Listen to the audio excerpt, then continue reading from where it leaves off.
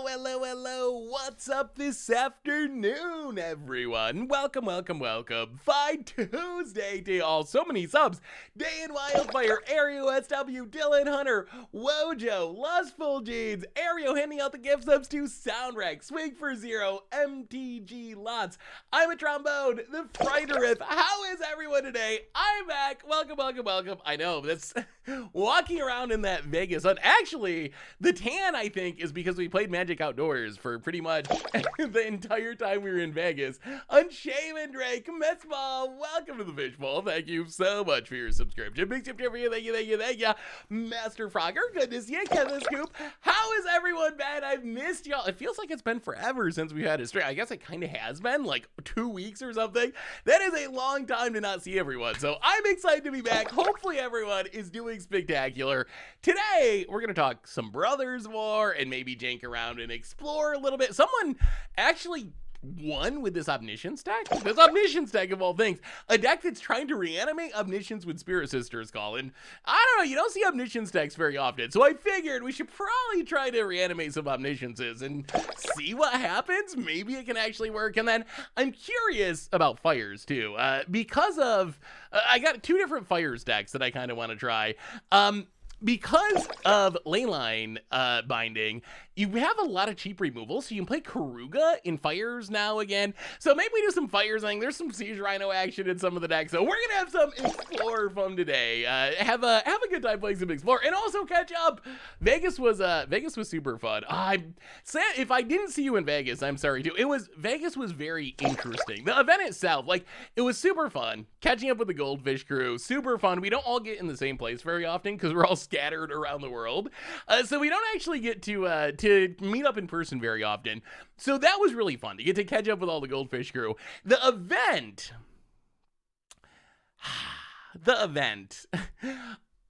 was so strange. You really have like 2 different parts to the event. So you had like the actual official event, which there was a lot of really cool stuff. And they had all these like cool rooms and all these vendors and people yelling at you trying to sell stuff. It was very con feeling, but there just wasn't places to play Magic. Like, that was a problem. Like, there was no place to really just sit down and play a game of Magic. They had a couple of like free play areas, but you could like maybe find a table sometimes if it wasn't full, and then you play a game and they kick you out so other people could play there. So it just wasn't set up for people to actually play Magic unless you paid for the command zone, which we didn't. So we couldn't get in the command zone. So the event itself was very, very strange. On the other hand, we kind of just made our own command zone, like outside the doors to the event. There was an outdoor area. So we just kind of set up there and played outdoors like 10 hours a day all weekend. And it was like super amazing. I had so much fun. I got to play so many games with people. I got to meet so many people. So I spent like, I don't even know, 5% of my time in the actual official event and like 95% of my time in the outdoor area right outside the event.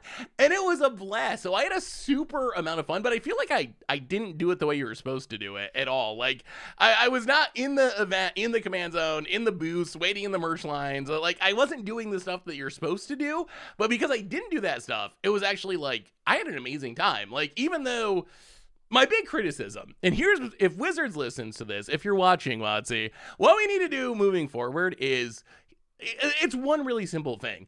If people go to a Magic event, they need a place to be able to play Magic. Like, so many people that I talked to at the event were like, all this other stuff is super cool. Like, I'm glad they have this room with like a cosplayer that's set up like Urza's room or like Teferi's lair or whatever. Like, all that stuff's really cool. But I come to this event so I can play Magic with people. Like, that's the reason I bought a ticket and went to Vegas and paid all the money to like get a hotel and all this stuff. So in the future, only one thing Wizards really needs to do to make these events super awesome, and I hope they do it, and I think that they will do it. The only thing they actually need to do is just give everyone a place to play Magic. Like, when you buy a ticket, that ticket gets you into the command zone. That's it. That's all you got to do. Maybe you got to get a slightly bigger convention hall or set it up in a way so there's enough room for all those people. But the base ticket just needs to buy you a place that you can sit down and play a game of casual Commander. If you want to charge people a ton to get in the events and play like for prizes, that's awesome. That's fine. I don't care. Like, do what you got to do. But that's basically it. Like, no way to EDHing with money. Like, so here's the thing. I don't think it's unfair of Wizards to charge people to get in the event to play Magic. Like, the space costs something. It costs something to have people like rent the convention hall and all that stuff. So if people need to pay something to get in, I'm actually kind of okay with that. I think that's fine. Maybe it's because I'm used to like going to concerts or whatever. But if I paid to go to a concert and I like couldn't hear the band, I would be pretty disappointed. So I feel like that's the only thing Wizards needs to do. Just make it so like the base ticket gets you in the command zone so you can play Commander with people, and then everything about that would be absolutely awesome. $signs, welcome to the Fishbowl. Thank you so much for your subscription. Big soup for you. Thank you. Chromatic Cube. Oh, maybe we need a poll. Would you rather, Bizana, welcome to the Fishbowl. Thank you so much for your subscription. Big soup for you. The hype train is running. All right, so I guess the question is, would you rather play Explorer or Chromatic Cube? I guess I will let all of you decide. My plan was to do some exploring in Omniscience and Fire Zig, but if y'all want to do Cube instead, your wish is my command. So maybe we should do a poll. Net earnings from gambling. I think I was up a few million. No, I think I ended up down a few $100s. I was up for so long, but as they say, the house always wins. In the end, the house always wins. I thought I was gonna beat him this time. I thought this was the time that I went to Vegas and got him, but apparently not. Well, it seems like Cube is winning in the chat. Do we need to do this more officially? Do we need an official poll? Oh, all right. Let's see. So yeah, so Vegas was super fun. Hopefully I got to meet some of y'all there. Wow, most people want, well, there's some explorers. Let's do a poll. All right, there's a poll up. There's a poll up at the top of the chat. Get your vote in, Cube or Explorer, whatever wins, that's what we will play. So normally we play Constructed. We don't do too much Limited, although if you want to do Limited, we will. The other thing that I got to announce is Thursday is early access day. We get an early access day. So Thursday, we're going to be playing New Standard. If you have decks in spiciness for the Brothers War, hook me up and we will try out some of your decks, some of my decks for Thursday's early access day stream. What do you think of Brothers War? One of the sad things about Magic 30 is we did not get to do spoilers in the traditional way and talk about the set as it was coming out.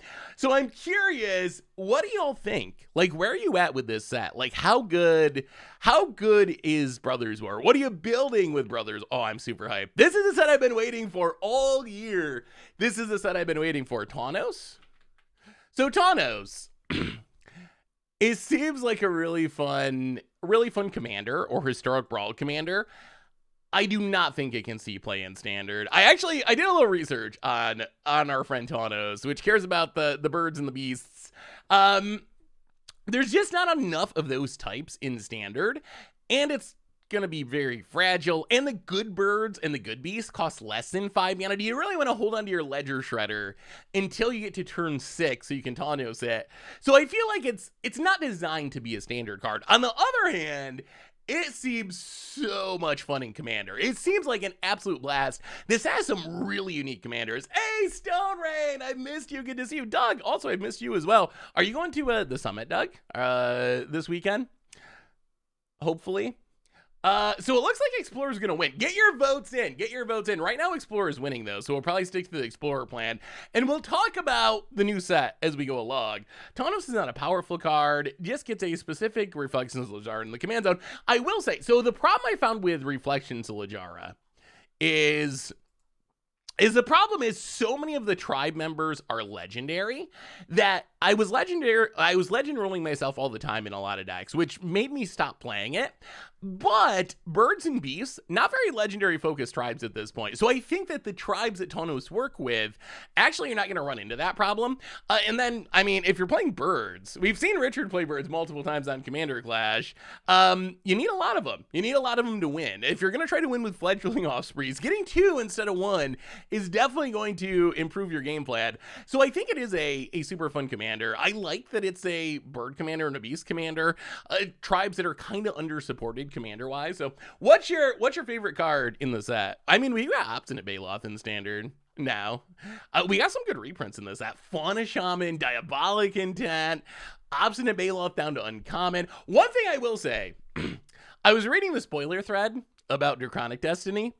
I think y'all are wrong about Draconic Destiny. I think Draconic Destiny is actually really good. I think this is going to be very standard playable. I expect to die many, many times to mono red, slamming this on some random dork and just sending it to the air. I know it doesn't look that efficient. It's 3 mana for +1/+1 and fire breathing, but I think that just sending it to the air in that little pump, and if you untap with it, you can dump all your mana into it.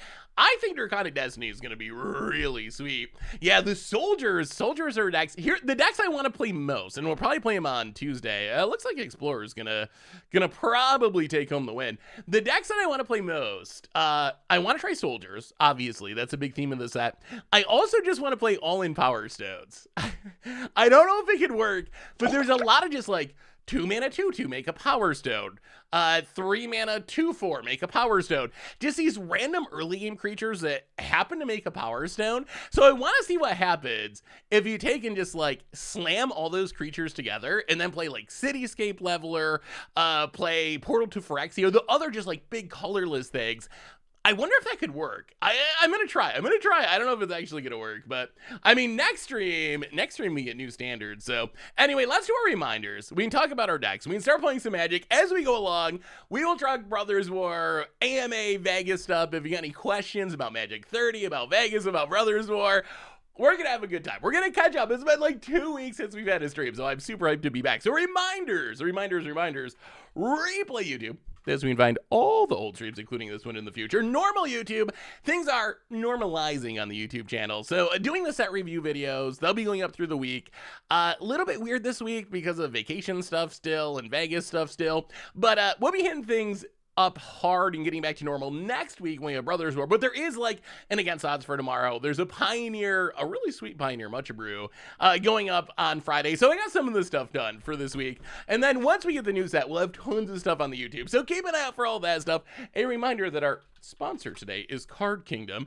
If you need some magical cards, maybe from the Brothers War, or maybe, I don't know, maybe you need a Price of Progress for some reason, a very expensive island, you can get them over at cardkingdom.com/FTD Goldfish. If you get a free goldfish sticker, just let them know you want one in your order notes and they'll hook you up. Actually, question for you, chat. Oh, I missed your resub Stone Rain. My apologies. I will find it. It is great to have you back. Well, Stone Rain, it's great to be back. I missed you all so much. So super excited to be back and see everyone. Why do Urza's eyes glow like this? I know it's something to do with the Might Stone and the Weak Stone. I don't know the lore. Why? What is the lore reason for the glowing eyes? Anyway, cardkingdom.com/MTD Goldfish if you need cards. Otherwise, merch page, token, t-shirts, playmats, giveaways, support the stream and the channel and the site donations. Always appreciated. We just got one, never required. $2 support gets your message read on stream. McIntyre, $5 donation. Ben Brody, part of the team that made Marvel Snap. The worst part of Vegas is I now know what an X-Men is. I tried to go through my whole life without knowing that, and Marvel Snap and Crim finally made me learn what an X-Men is. Part of the team that made Marvel Snap talked about there being no mulligan. People just mulligan into the perfect combo of cards, creating less variance overall in the game. So they got rid of it, reminding me of your London mulligan rule rants. Yeah, I think that's true. Although, like, Snap is weird. The curve is you only have 6 turns, and you start with a bunch of cards in hand. So it's really hard if you build your deck with a curve in mind to actually consistently not have something to do. So in that game, I think not having a mulligan actually made a lot of sense. If you let people just reroll, it probably would be people rerolling into nut draws. But I think that mulligans are less necessary in Snap than they would be in Magic. But that is a really interesting point. Thank you for the donation, by the way. Join us playing. I have been playing Snap. We're gonna do a Snap stream. Although I don't know if any of you play Snap. Oh, it's stones. It's the Might Stone and the Weak Stone. Oh, there is Oh, interesting. All right, that's interesting. Labrador, welcome to the Fishbowl. Thank you so much for your subscription. Big Soup for you. Thank you. Lucid, welcome you to the Fishbowl as well. 31 months. Big Soup for you. Yeah, if you play Snap, do you think Snap is a good game? That's what I've been stuck on. Like, it is fun.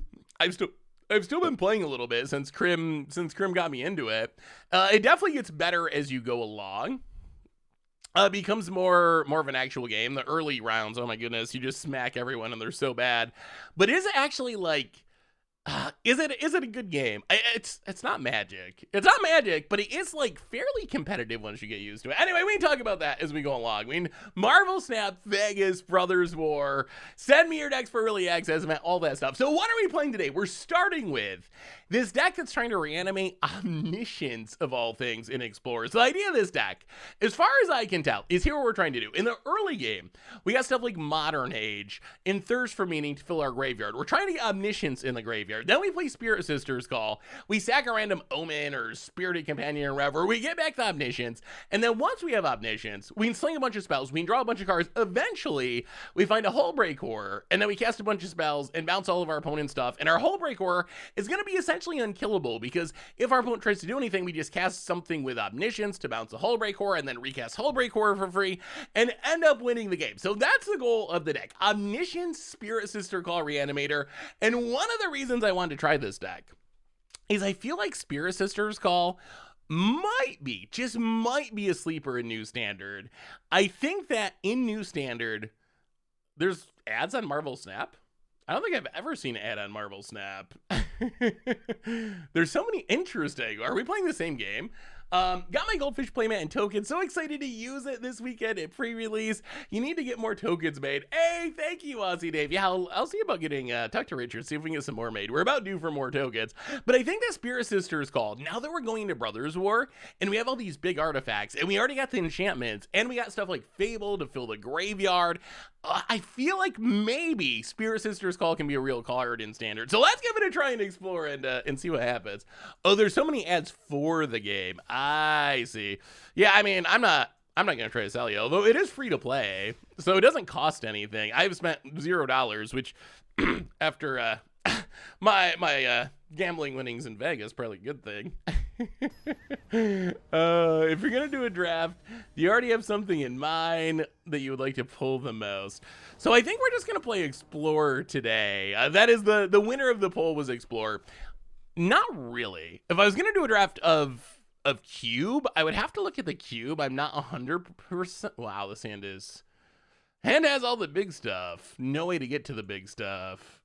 Although we're like eluding. You know what? We're gonna try this. This is probably gonna end up coming back to bite us. If I was gonna do a draft of Brothers War, which I have been reading the Brothers War a lot, doing the review videos, what would be the best first pick of Brothers War? So I think some of the most powerful cards in Brothers War for limited are the meld cards. The problem is it's going to be risky and limited, because if you pick Urza as your mythic and then you don't get the Might Stone and Weak Stone, you're never going to meld it, and Urza's pretty bad. So I think that would be a very high risk, high reward type pick. I would probably go with some big artifact. I like Flesh Gorger a lot, although in limited, like, how do you ever beat a Portal to Phyrexia or something like that? I feel like with Power Stones and the set not looking super fast to me, I feel like you're actually going to be able to play these big Timmy threats. So it'd probably be like Blade Coil Serpent, Clay Champion is just an absurd amount of stats, maybe Portal to Phyrexia. I feel like that's the kind of stuff. Ooh, Modern Age is good. I feel like that's the kind of stuff that's going to be good in this set. Yeah, the Planeswalkers both seem good. Well, let's discard Omniscience. Step 1, Omniscience in the graveyard, pass the turn. Yeah, Teferi seems busted, you're right. I think Saheeli's really good too. This has really good Planeswalkers, like surprisingly good. You said that Karn Living Legacy was a plant for Brothers War, so now the set's complete. Do you still think it's bad? Well, I think, if I remember what I said, I think I did say it was a plant for Brothers War, but I thought it would still be bad, and I still do think it's bad. I think Power Stone's got a lot better. However, what are we discarding here? Do we need a Supreme Verdict? We might need a Supreme Verdict. Let's discard. Oh, I don't want to lose that to a Thoughtseize. All right, discard Oath of Gaia.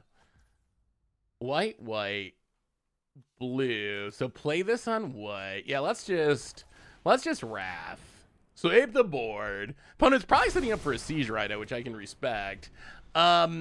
Is Clay Champion stupid good? That's a card I've really been debating about. We have the, oh my god. Oh, okay. Okay, here we go. Spirit Sisters call. Please, no instant speed removal. Don't worry, opponent. That's not an Omniscience in the graveyard. Don't worry about it. Don't look at the graveyard. It's fine. It's fine.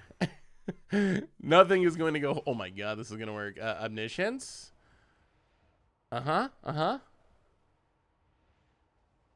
Game. We'll sack the Spectre Glider. Okay, everything's free. Your go, opponent. Oh, Siege Rhino. Oh no, they're gonna Siege Rhino us and we have an Omniscience. Is Clay Champion good? That's what I've really been going back and forth on. I think the stats on the card are absurd. Like we've never seen stats like Clay Champion before. If you think about this card, so let's say we cast Clay Champion for all green mana. It is a 4 mana 8/8. 4 mana 8/8, which is over the top. Like, that is stats that we've literally, I don't believe, ever had on a creature in the history of Magic. So as far as just like being a huge vanilla creature, it's so above the curve. It's a 6 mana 11/11. It's so big, but is just being big good enough? Like, is it going to be good enough? I'm actually not sure. Like, if there was a 4 mana 20/20, would it be good enough for standard? Maybe a 20/20, because then one shot kills. But like a 4 mana 19/19, I don't know if a 4 mana 19/19 is actually that good. Gear Hulk is what, a 5 mana 8/8, but it has trample, which is a big upside. Giganosaurus is probably the best comparison. 5 mana 10/10, just vanilla. It was 5 green mana, but this also requires a lot of green mana. So the stats are like jaw dropping, but I'm just not sure it's actually. All right, well, let's. Hey, Hullbreaker for free. We will untap Modern Age. Also for free. We'll bounce your Tireless Tracker. Pick that up. Can't have that. Omniscience is a messed up card. Winter Malant, how are you? Good to see you. I feel like Flesh Gorger has to be good, right? Richard was trying to convince us on the podcast that it wasn't actually that good, but I feel like it's actually kind of insane. Hey, thank you, Winter Malant. I'm glad you've been enjoying it. Yeah, I couldn't read. I thought I was gonna miss this spoiler season.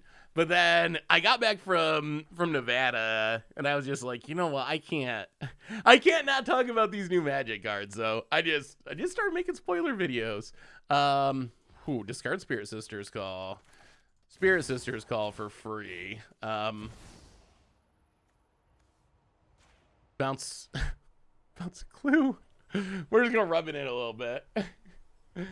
How do you do with Flesh Gorger without losing a lot of life? I mean, I guess double block it is the easiest way, but oh, did I miss some bitage? Hey, Aereo. Karn Living Legacy, mono green artifacts, druids to the max value, his minus. Wait, I'm so confused. Arbiter Druid Source. Oh. So you're gonna wait. How does the Arbiter Druid Sorcery plus Karn Living Legacy mono green artifacts? I'm not sure what the first card you're referencing is, honestly. Hullbreaker, get and hit ya. Take 7. End of turn. Get back Oath of Kaya. Get back Modern Age. This is a ridiculous amount of value. Ridiculous. An opponent scoops it up. Loop Omniscience, Spirit Sisters Call to draw the entire deck. I mean, that sounds pretty good. Wrong name. Oh, the landfall. Yeah, but those aren't artifacts though, are they? I know what you mean. The one that makes a bunch of Dryad Arbors. How does that synergize with Karn though? I feel like I'm missing something. Because Awake in the Woods, you make Forest Dryad token. It's, I think, the only tokens in the set that are not artifacts. Karn Living Legacy. Yeah, I don't think Karn's going to be good. I feel like So what does Karn do well? It makes Power Stones. But we got so many cards that make Power Stones better than Karn now that I don't know if that's necessary. The card draw mode, it works well with Power Stones. So I guess maybe that's a vote in favor of it. And then the ultimate does get a lot better in this. I don't know if Awake in the Woods makes it better, but we do have a lot of artifacts, but I don't think you can judge most Planeswalkers by their ultimate, because it's just, usually your opponent can prevent you from getting to the ultimate. If you can play Karn unabated, take it up for 3 turns in a row, like, the game is already probably going really well in your favor at that point. So I don't know if you can really build around the artifact. I don't know if that's a way to evaluate a Planeswalker like Karn. So I still don't think Karn is actually very good, although I am very intrigued by Power Stones. I don't even know if my Power Stone deck that I am planning on building will play Karn. Maybe it'll play a copy or two, but I do think Power Stones get a ridiculous amount better. Yohan Leaf, welcome to the Fishbowl. 18 months. Thank you for your subscription. Big super for you. Can finally drink in my country. Ooh. Yeah, wow, that's early. What is the drinking age around the world? In the US, it's 21, right? 21 is 21 old compared to the rest of the world for drinking age? So opponents absanning. I mean, I guess we'll just, let me bring in a Supreme Verdict. Oh no. Time is running out. All right, go down. We'll keep a Wandering Emperor. Boom. Run it like that. Run it like that.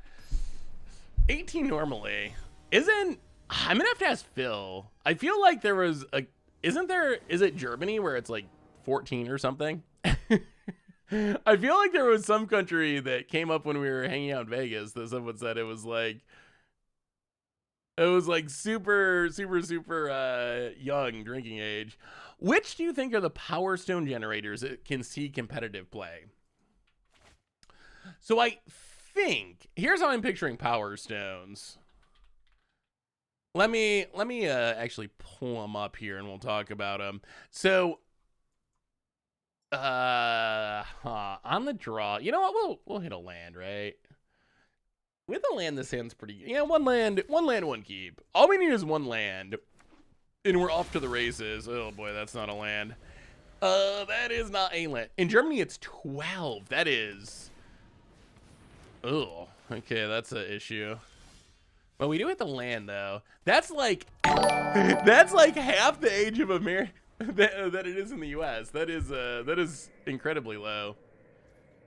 The green screen is freaking out to your right. Oh, yeah, you're right. Hang on.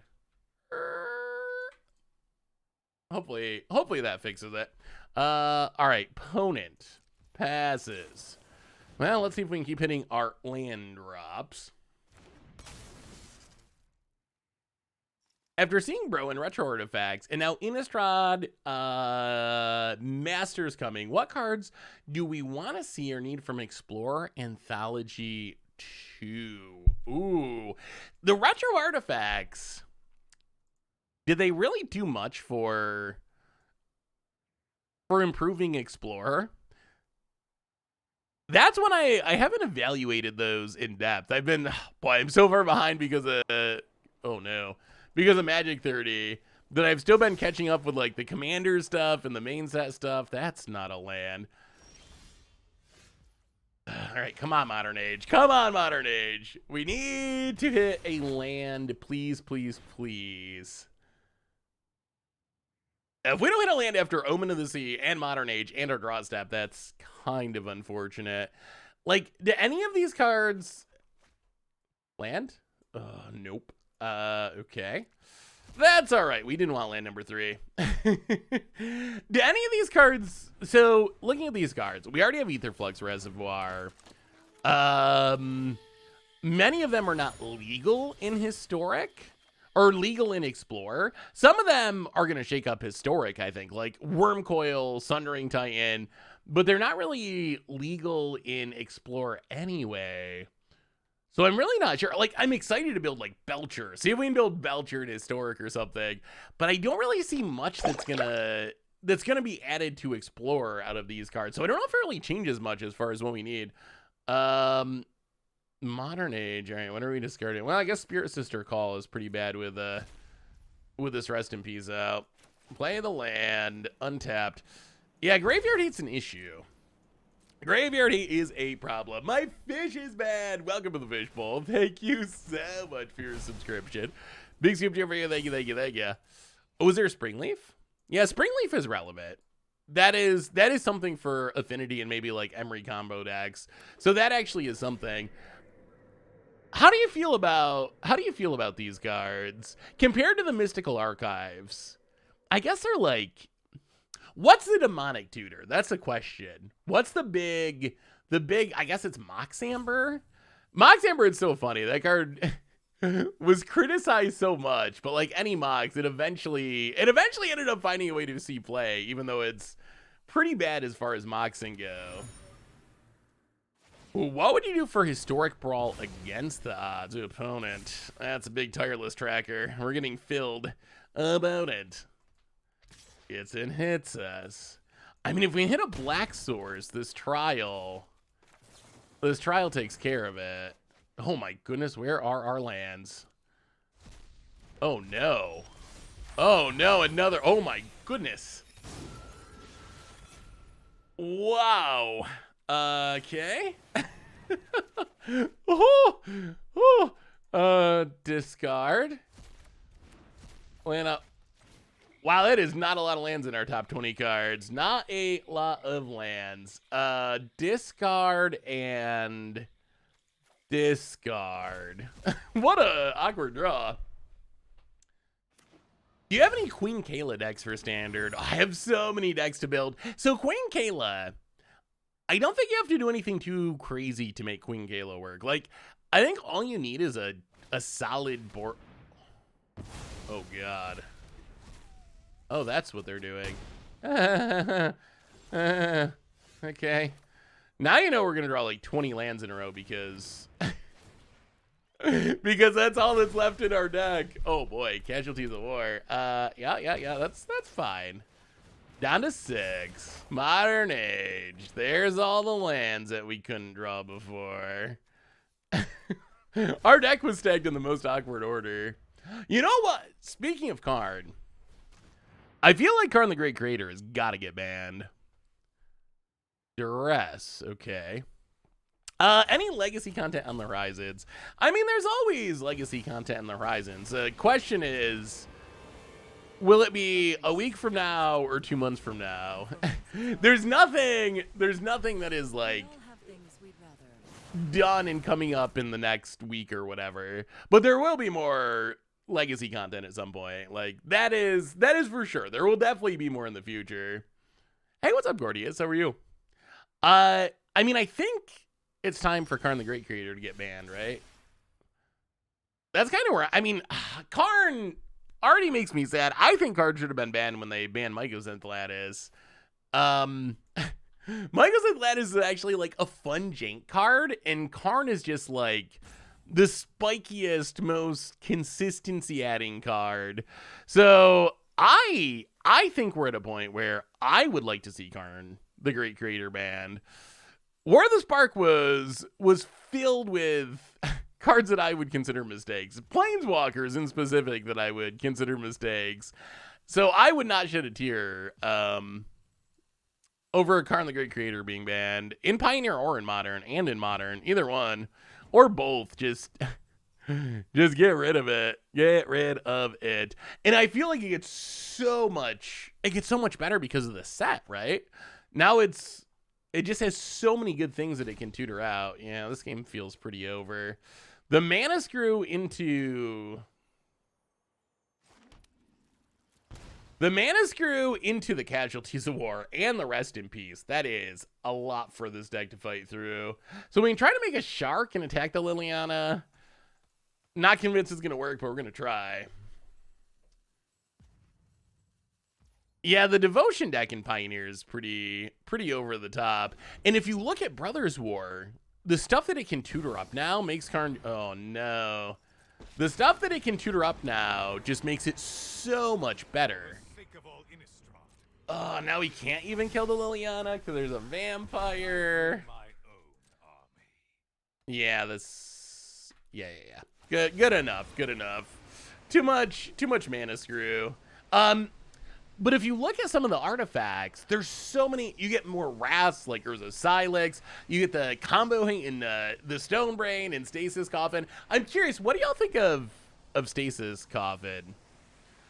I feel like people, when this card first came out, were super hyped about this being like a Teferi's protection. It seems like, can you even play this in Commander? Is Stasis Coffin even? I mean, I know you can play whatever you want, so I didn't mean it that way. But like, is this even a good Commander card? To me, it feels like a fog, essentially.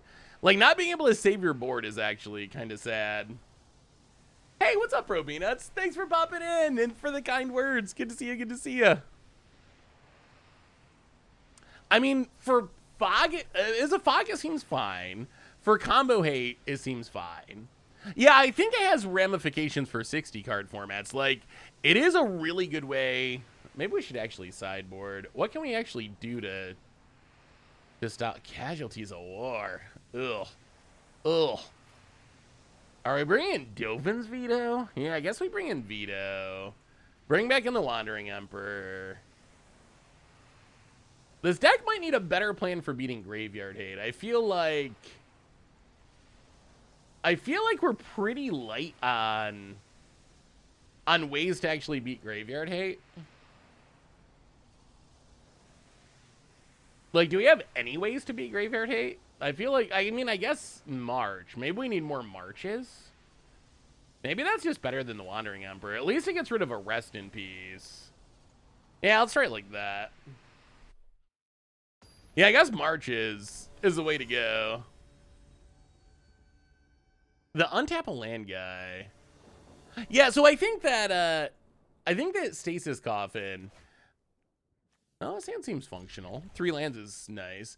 I think Stasis Coffin is like, you bring this in out of your sideboard against Belcher or something, against Storm, where you just leave it sit out, and if your opponent goes for the combo kill, you just activate it and fizzle their combo and then probably win. But I don't know if I'd play it in just a generic deck. I think a huge part of the power of Teferi's protection is it protects your board along with your life. And a huge part of the power of a fog is it's surprising. Like, I don't know if a fog that sits out in the battlefield is as exciting compared to a fog that you can cast as an instant, like a literal fog. Abundant. Can you play Stasis Coffin with Arms Race? Wait, is that the... Yeah.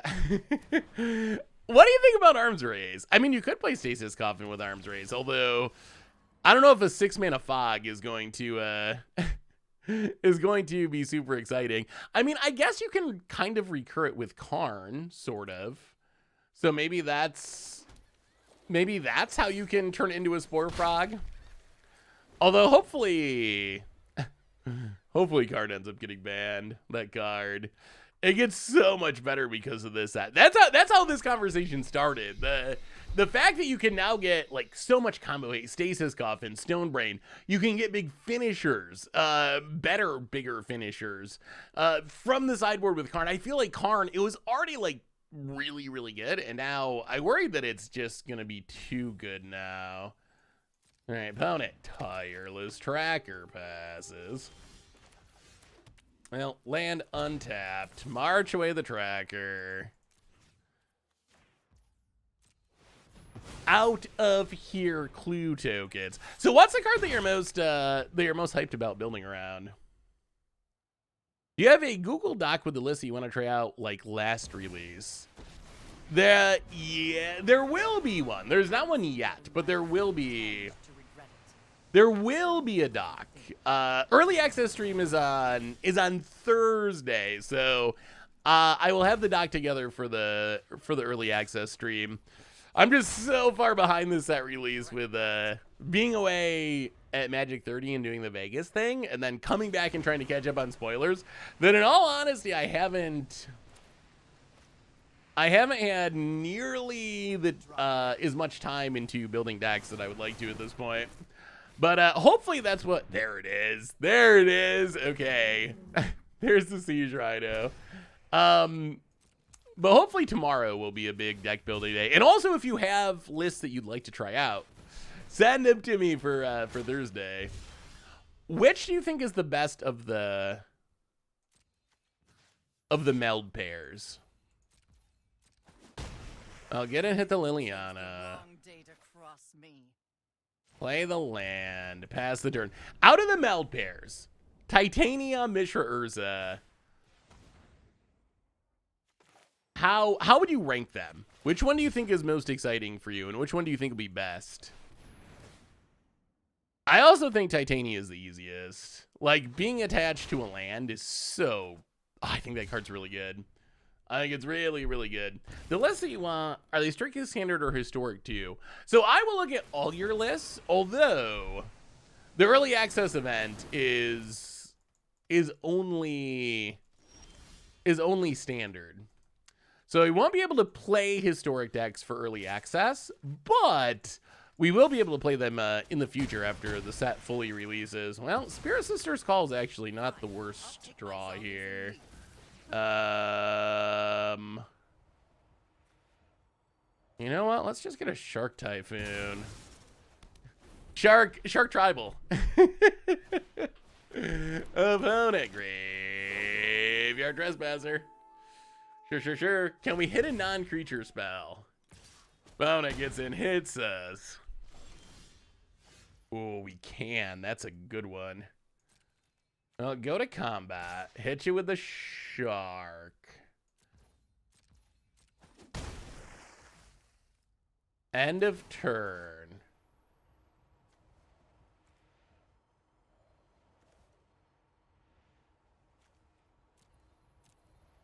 This is too good to pass up.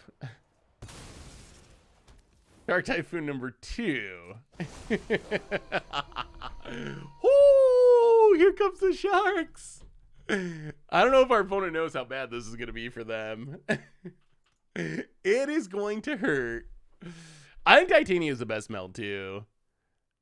Just because it's so easy to meld. I don't know if it's the most powerful. They're all powerful. Like, if you meld any of them, they're all very powerful. I think that Urza is probably the most powerful if you meld it. The Planeswalker side of Urza's is pretty over the top. What do you think about Toski, Takasia? Does that card have any relevance? 1, 2, 3, or 5. All right, so opponent's gonna eat our stuff. We are going to get rid of the Siege Rhino, unfortunately. Make a couple 5/5s, 6/6s rather, and win the game. Yeah, I feel like that card could have been a little bit more juiced. Takasia. So Takasia, the thing I like about it is we don't really have a Bant artifact commander, so I think that's neat. As far as seeing play in standard though, or Pioneer Modern, I feel like it's hard for me to really see that as playable. 8 mana is a lot. You gotta have artifacts in your graveyard. It's only as a sorcery. There's a lot of restrictions, and you need it in the graveyard. It is nice that you can just mill it over if there's some sort of weird dredge deck. And there probably is a hilarious deck. Like, I want to build the Get Back Infinite Ornithopter deck. You can get back any number of 0 mana artifacts, and then have like a Reckless Fireweaver or something and just burn them out. Oh, also, chat, the other thing I wanted to ask you about. What about the commands? Am I wrong to be very disappointed in the commands? I feel like, and I hate feeling this way because commands are so cool, but I feel like these are just the worst commands of all time. Like, Gix's command, 5 mana, pretty useless Wrath, double raise dead, 2 counters in lifelink, each opponent sacks a big creature at sorcery speed. Compare that to like Cruelty of Gix or something, it just feels so underpowered. Kayla's command, compare it to Restoration of Vijano, it feels so bad. Mishra's command, I like the flexibility. It's nice that you can remove something and do some looting, but even that at sorcery speed doesn't really excite me. I think Urza's command and Titania's command, I get a little bit excited for it. Urza's command is so funny. It doesn't even feel like a command to me because it has one mode that I think is good, which is make a construct. Constructs, I've died to those so many times. Maybe it's because I play Modern and I'm used to like, oh, you played an Urza Saga. Oh, you just made a 10-10. Then I have a very healthy respect for the construct tokens. So I kind of think of this as just 4 mana instant, make a construct. That would probably be close to a playable card just because the construct is can be so big in the right deck. The rest of the modes are all like worth a mana, like Power Stone I think is worth less than a mana. The weird fog thing is probably like 2 mana. So the only good mode is the construct mode, but I think it saves it. Titania's command though. Titania's command I think might actually be good. I don't know if you remember, well, this is a long time ago. Do you remember Nissa's Renewal? Do you remember the extra turn deck we played for Budget Magic? This was like Battle for Zendikar Standard. So this was early Budget Magic. Battle for Zendikar Standard, we built this extra turn deck that was using Nissa's Renewal, which is, 6 mana, get 3 basics, gain 7. And it was Rampius into like Part the Water Veil, and you could kick it or awaken it, whatever the kicker name for that mechanic was, to make a big creature. Like, Titania's command gives me those vibes. I feel like almost all the modes on this one are kind of good. 6 mana is a ton, but double ramp for non-basics, that's fine. If you choose the gain life, exile the graveyard mode, you kind of built your own Nissa's Renewal, and then making the bears and putting counters on them, it can be make 2 4/4s. I still kind of wish it was instant speed, but I think you underrate the Temporal Anchor. Oh, really? Oh, sell me on the Temporal Anchor. Sell me on it, because it's a really cool design. Are you picturing it just being a good card by itself? I mean, the other comparison for Titania's command is Vastwood Surge Kicked. And we definitely have won some games with that, where Vastwood Surge Kicked is 8 mana? You get 2 basics and put 2 counters on everything. So I feel like Titania's command, even though it's expensive, plus we're in a set where there's expensive stuff to ramp into. Yeah, I'm curious about your thoughts on Temporal Anchor. It's such an insane engine. So like, play it and play a bunch of scry cards. I mean, if you want to build around it, it can generate a lot of card advantage, but you have to build like a straight up scry deck. I could see it being like, I'm kind of excited for it in scry commander decks. I think scry commander decks, it could be good. In standard, I'm so worried about, I don't know, that Riveteer's Ascendancy deck that we played for Against Odds a couple weeks ago. It has made me very skeptical of being able to keep non-creature permanents on the battlefield. There's so much hate for artifacts and enchantments, much of it being main deckable, that I kind of feel like it's just going to be so hard and so unlikely that I can be like, okay, Temporal Anchor, sit on the battlefield for 2 or 3 turns, let me do some scry, draw a bunch of cards. I feel like it's just gonna die so often, unfortunately. Well, all right, tap land, go. Opponent starts with the Thoughtseize, but on its own, it's almost draw 2 extra cards each turn. Ooh, Invoke Despair, eh? That is true. It is essentially draw 2 each turn. Although it's 6 mana and it doesn't trigger to your next upkeep. I love drawing cards. I guess my fear for standard is you spend 6 mana to play this and your opponent just blows it up. And I feel like there's just going to be so much, because of the artifact theme of the set, I feel like there's going to be so much artifact hate running around that's how this is normally going to play, is like, I spend 6 mana, you kill it for 2 mana, I cry for a while, and then I scoop. How did I get those sleeves? Someone who bought the secret lair drop was nice enough to send me the codes, and they look so good. Visions of Phyrexia, I think, is very interesting. That's one of the cards that is definitely going into the Definitely going into the Power Stone deck. Because it's you get a free Power Stone starting off, which is nice. So it's level 1, play it, get a Power Stone the first turn, and then draw an extra card every turn. That doesn't have to stick around that long for it to be worth it. Especially if you're a deck that actively cares about the Power Stone. Well, Omen of the Sea. Ooh, bottom and bottom. We could take the Thirst to make sure we gotta draw a land here. We need a land. Oh, that's not a land. That's also not a land. Okay, Omen of the Sea. Why are we making it so hard to hit lands? Oh no. Oh no. Bottom. Oh my god. Huh? Wait, how many lands are in this deck? How many lands are in this deck? Is this deck like greatly cheating on lands? 23. I mean, that's not that cheaty. It's not a ton, but it's not that cheaty. Opponent runs out Murderous Rider. Hits us. Not a land. Okay. Well, I mean that. Okay. Seeker Squire. Opponent.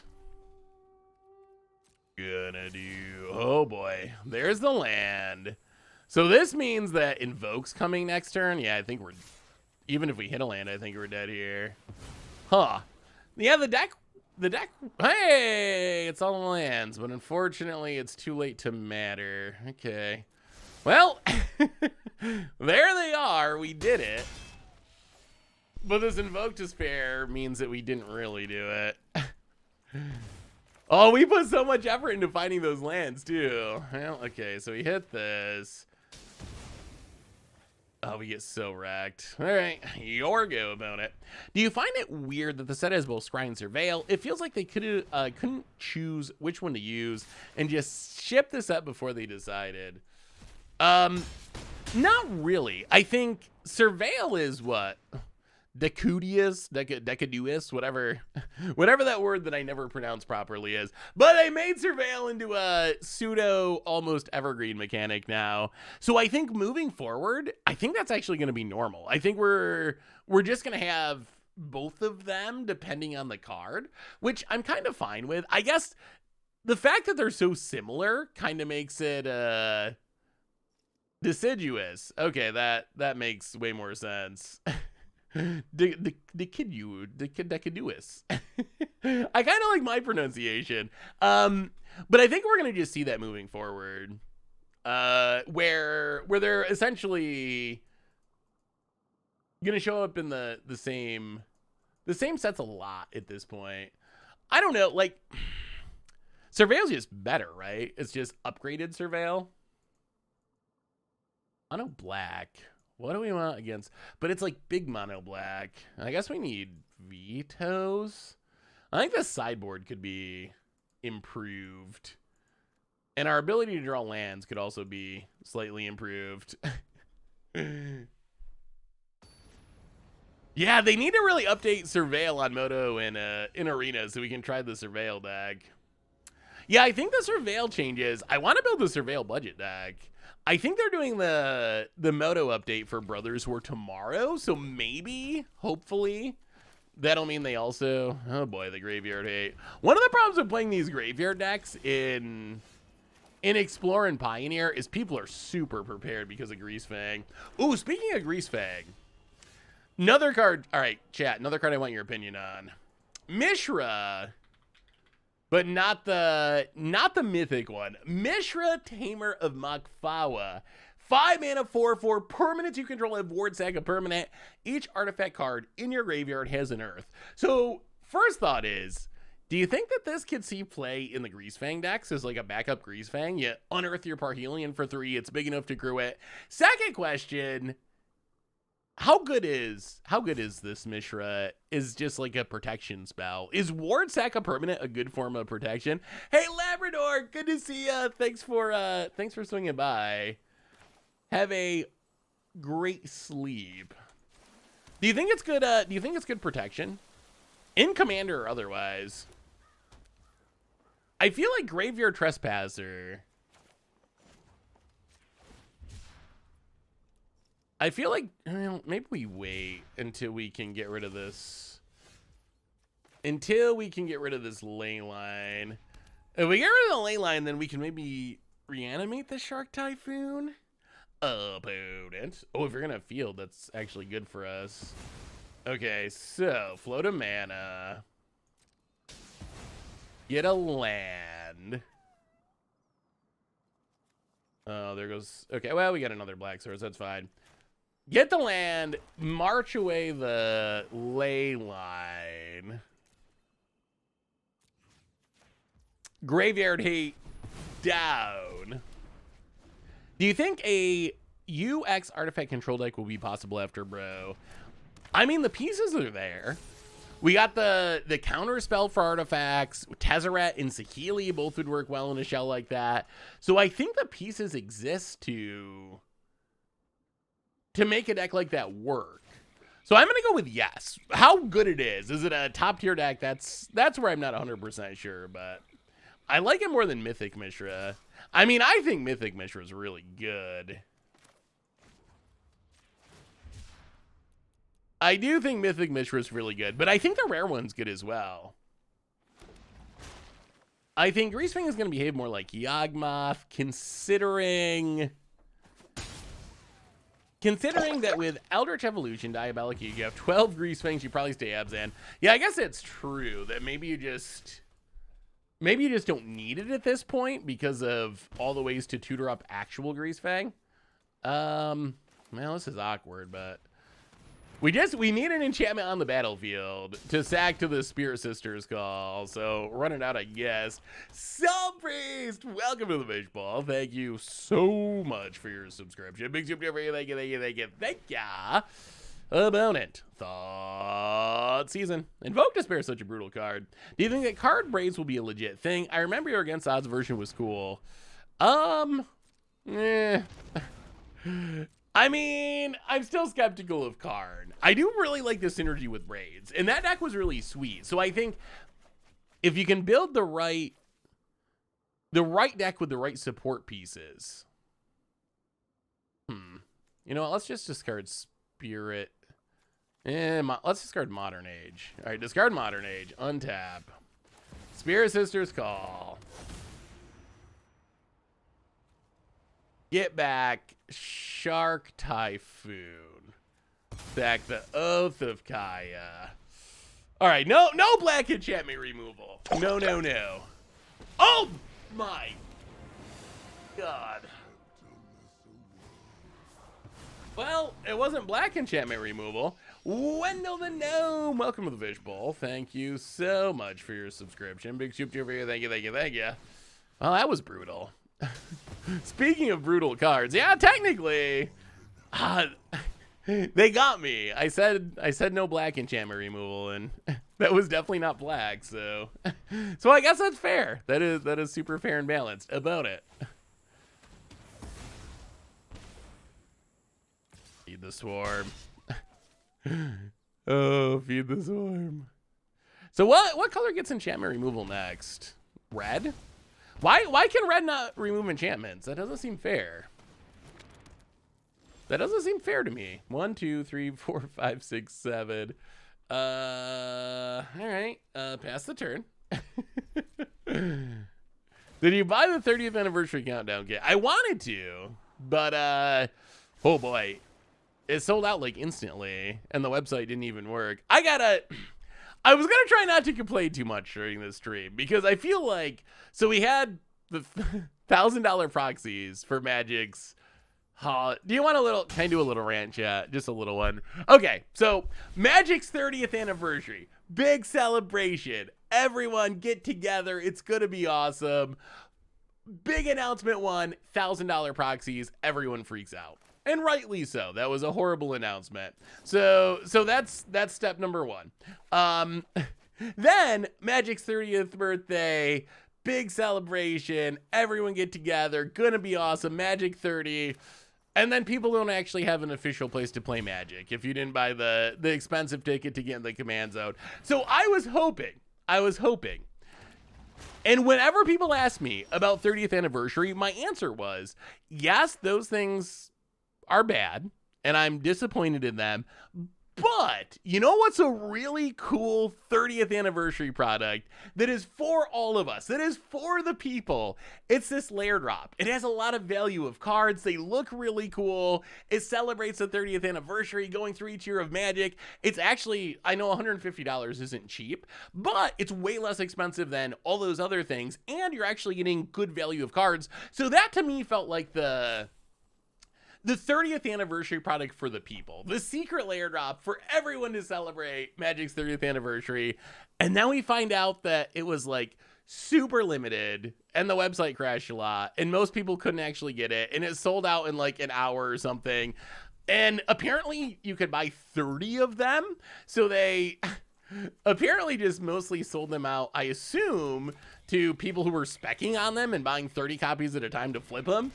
So I was like, I was very, very disappointed in that. I was very, very disappointed because that was the one thing that I could point people to when people were like, you know, Wizards is messing up this 30th anniversary. Is Magic even for me anymore? That was the one product that I point people to and be like, that's a product that's for all of us. That's the one. Yes, a lot of this is disappointing, but that product in specific, that's a really good one for all of us. And then it ended up not being that in the long run. Yeah, I know, less expensive than $1,000 proxies is a low bar, isn't it? But yeah, so that was disappointing just because I actually had high hopes for that product. The rest of them, like 30th anniversary $1,000 proxies, no one ever had any hopes for that product, so it kind of is what it is. But our speculator's always bad. Swayzex, welcome to the fishbowl. Thank you so much for your subscription. Big soup for you. Thank you. No, I don't think I wouldn't say that speculators are always bad. What I would say though, I don't know if you saw this. There was an interview with Richard Garfield. There was an interview with Richard Garfield from Magic 30. And it's like an hour long. BDM did it. The interview's really good and interesting. So I would recommend checking it out if that's something that interests you. But there was one specific part of it where he was talking about the early days of Wizards. And he basically said there was an internal battle at Wizards between whether Magic should be for speculators or a game, essentially. Should they keep print runs, you know, really limited, knowing that they were going to sell out? Because it feels good as a company to be like, we made this product and it sold out instantly and the prices are going up. Like, that actually feels good. And Garfield said very specifically, like, the game has to be for the players. It has to be about playing. That's one thing I really tried to impress on Wizards in the early 90s when I was working there, when this game was just coming together, that has to be the focus. So it's not that speculators are always bad or making collectible products are bad, but your primary focus needs to be on the game and making it accessible so everyone can play it. And I very much agree with that. So that's kind of where I'm at. Like, I don't think you can say speculators are always bad. Boy, this was a blowout. I don't think that's true, but it does sometimes feel like Wizards at this point is catering more to the collectors and speculators than to the players. So that's my concern. So no, speculators aren't bad, but Wizards needs to remember those words of Garfield. No. This was an interview Richard Garfield did from the Magic 30 thing in Vegas. There was like an hour-long interview. I didn't work. This was Garfield talking about working at Wizards in the early 90s. I have never worked at Wizards. So I think that's a pretty good thing to remember at this point. We'll do one more with Omniscience and then we'll try one of the Fires decks. So that's where I run into trouble. It seems like so many of these products are just more focused on that and having... Like, I feel like there was such an easy fix with that layer drop where what if you only let people buy one or two of them rather than 30 of them? The speculators can still buy one or two of them and can still flip them and make a profit. But if you made it so people can only buy one or two of them, that's, 15 times more people or something that could theoretically get a copy, players who actually wanted it. So I feel like that to me feels like a choice that prioritizes speculators over players, like just letting people buy such a mass amount if you know it's going to be really limited. To me, that's a choice that puts the speculators ahead of players. When if it was limited to a couple per person and a ton of speculators bought them, that's fine. I don't want speculators to not be able to buy them. There's nothing wrong with speculating on Magic cards, but seeing people who actually wanted them to like add to their collection not be able to get them just because people could buy 30 copies at a time and bots went in and presumably bots went in and just snagged up, 30 copies so they could flip them. That's kind of sad. If you watch the 30th anniversary video, you can tell just how uncomfortable Olivia Gilbert-Hicks was. Yeah, I felt bad for I don't know. Olivia and Kibler had that video about 30th anniversary edition, the $1,000 proxy product, and I feel bad. I feel bad for them in that scenario. MS Mall 612 $5 donation. Just call me Micah, and please encourage everyone to vote today. That's a good reminder. It is in the US. It is election day. If you haven't voted or done early voting or whatever, definitely go out and let your voice be heard. It is one of the awesome parts of our system that we actually have a say in things. So take advantage of it. Take advantage of it if you can. Thank you for the donation, by the way. Even if it was 1 or 2 copies, it was still going to sell out. That's true. I mean, I think it would have sold out either way. But if it was 1 or 2 copies, at least that would keep a bot from going in or some bots from going in and snagging up a huge percentage of them. So I feel like that would have helped, right? And at least would have helped more copies filter down to players if it was more limited rather than 30 copies each. But yes, I totally agree. It would have still sold out. Yeah, I felt bad for both of them in that video. And I will also say, this came up on Twitter. I don't think personally that it's fair to give like Kibler or Olivia a criticism over that. The problem with the $1,000 proxies, it's not that Kibler or Olivia did a commercial for it. So if you're directing your anger at them for being in the ad, I think that's counterproductive. Like if you're displeased with the product, let Wizards know. Don't shoot the messengers or whatever.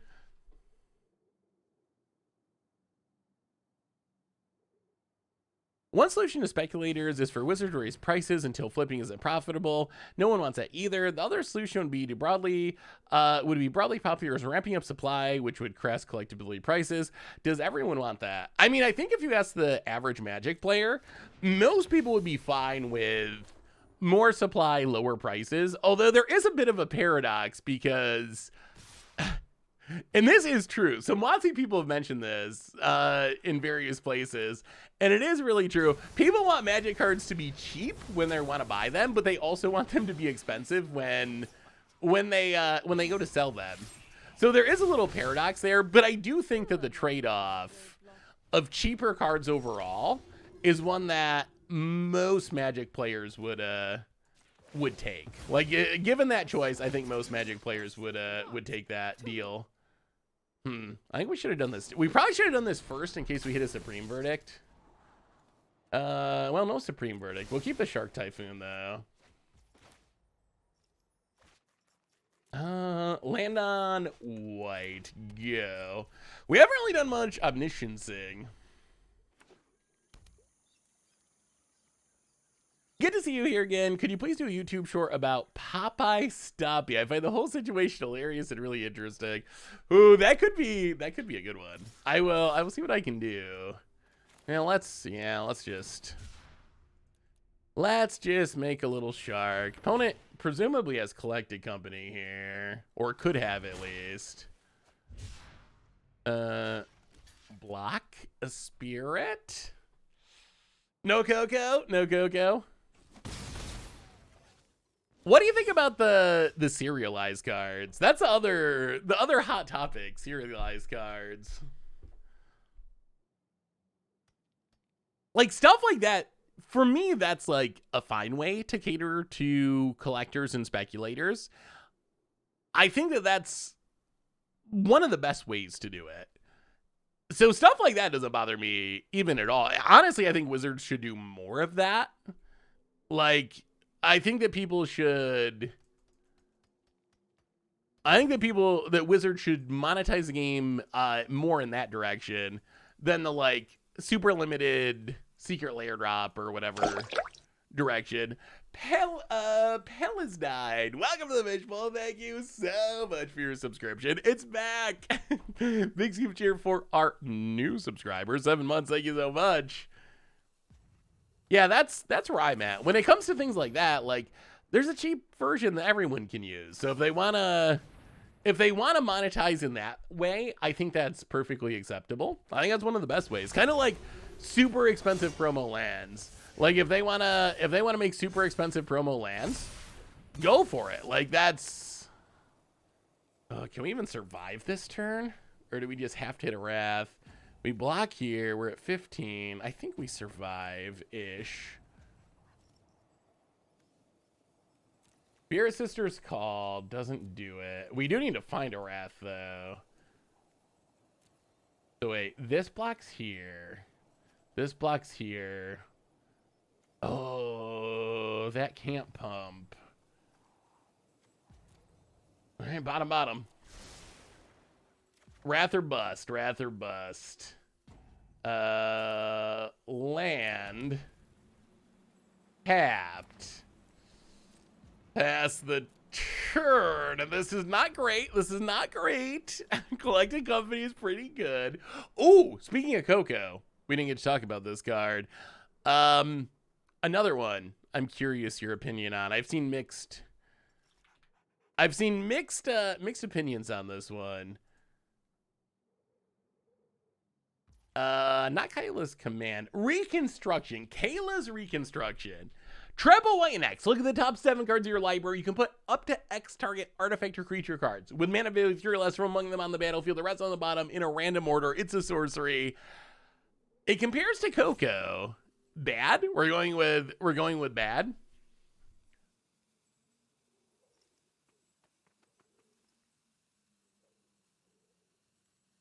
Yeah, that's my take as far as the Kibler Olivia thing. Like they didn't make 30th anniversary or decide on the price point for Magic, 30th anniversary, any of that stuff. They were just an ad, and who knows? Honestly, who knows even what details they had when they were like, oh, sure, we'll do this commercial for WotC. So, and even if they did have the details, I guess that's not super relevant. But direct your feedback to Wizards, not to the. Oh no! Direct your feedback to Wizards, not the people who just happen to be in the commercial. Isn't the same as LSV selling NFTs? So I'm not a NFT. Well, sometimes they just draw all the. Sometimes they just draw all the Cocos. 1, 2, 3. Well, Supreme Verdict or bust again. Opponent does their stuff. We draw. Omniscience. 1, 2, 3, 4, 5, 6, 7. Supreme Verdict, please. No. And death. Isn't it like LSV selling NFTs? So I am very much not an expert on NFTs. That's not something I've ever really been super into or even in on the details. But my understanding is, and if I'm wrong, please correct me, because like I said, I'm not an expert on this. My understanding is the big problem people have with NFTs is environmental harm. That like it's very energy intensive to make them and all that kind of stuff. To me, that I think that's the criticism, and I don't know if that criticism really holds to something like 30th anniversary edition. Like 30th anniversary edition is just like a way overpriced, silly product, essentially. Also, that they're stupid and pointless. I think stupid and pointless, that becomes a little bit trickier because that's kind of subjective. Like, if you talk to my grandmother, she'd probably say magic was stupid and pointless, or and by spending any amount of money on cardboard was super pointless. So that's where it becomes a little bit. It becomes a little bit trickier to make those judgments, I think. But I think that's the difference. Like, I think from what I understand, people would argue that NFTs can be actively harmful to the environment. But I don't know if that would be true of like 30th anniversary edition.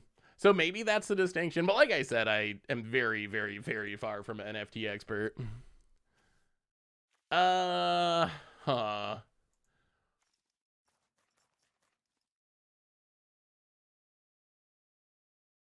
Well, Supreme Verdict in. His deck is a little clunky sometimes. There's so much graveyard hate. Maybe too much graveyard hate for it to actually do its thing. Well, we'll try the Fire deck in a minute.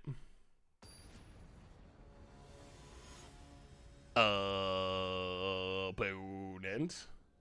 What's your opinion on modern green and white Boggles in this current meta?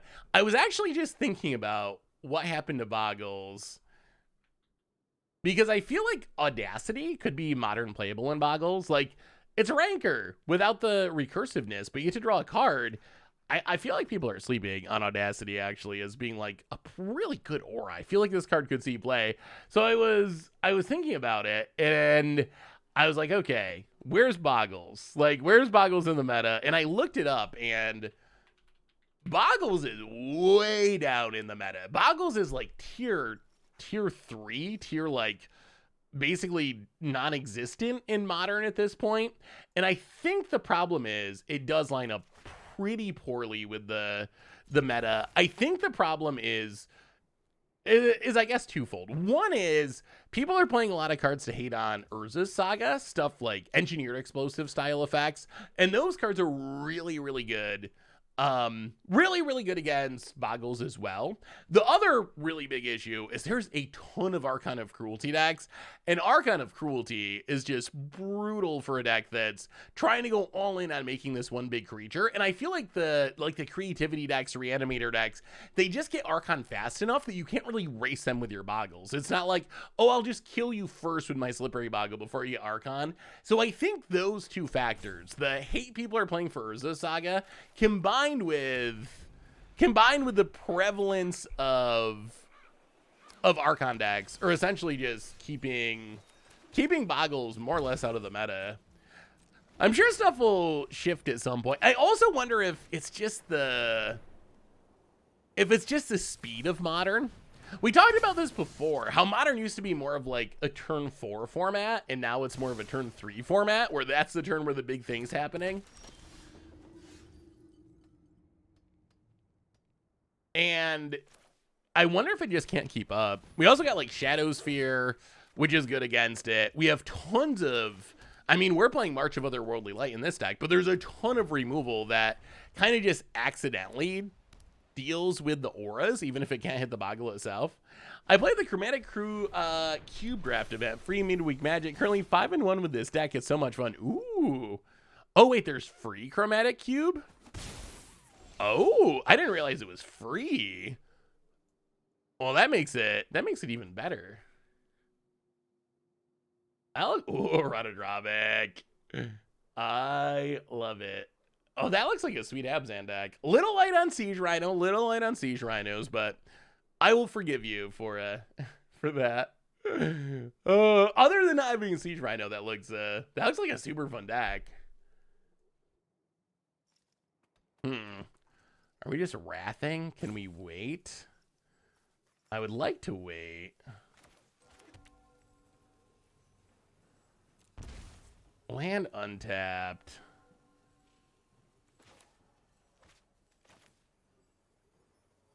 You know what? Let's just do it.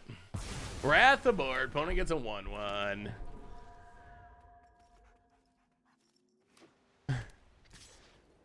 Oh. Mardu Torpor Orb. Ooh. Modern needs a shakeup. Modern really... I was going through Modern list today. So like, can we play anything sweet in Modern? And I feel like I feel like we're just seeing the same thing. The same decks over and over again. This is a cool idea. Hushbringer aggro. Run out the Glinthawks. Keep around your Crocs. Avatar discard. So close to being such a good Modern card. 3 toughness, maybe it doesn't matter as much anymore, but being boltable's really painful. But if you don't have to discard the 2 cards, it gets much better. Now play the land. I guess we're just gonna, yeah, let's just do it. Spirit Sisters Call, don't kill us. Make Harry for the 57th month. I felt super bummed out by the 30th anniversary celebration. Firstly, the ridiculous Proxleys, and then the secret lair, which was so limited by the time I logged in. The orders were sold out. I guess this is MTG now. We were just talking about that, Makiri. We were literally just talking about that same thing. Welcome back to the Fishbowl. Thank you so much for the 57th month. Yeah, for me, the secret lair selling out was more just like, so 30th anniversary, I just kind of blacked it out of my mind because it was just such a ridiculous idea to sell proxies for that price that I'm just trying to pretend like it's not a thing because it shouldn't be. So that was, in some ways, the secret lair was more disappointing because that was the thing that I kept pointing people to that were frustrated about the rest of it. I kept pointing people to, well, at least there's a secret lair drop, which is, oh, how greedy are we? Playing this to hit a land first would be so much better. You know what?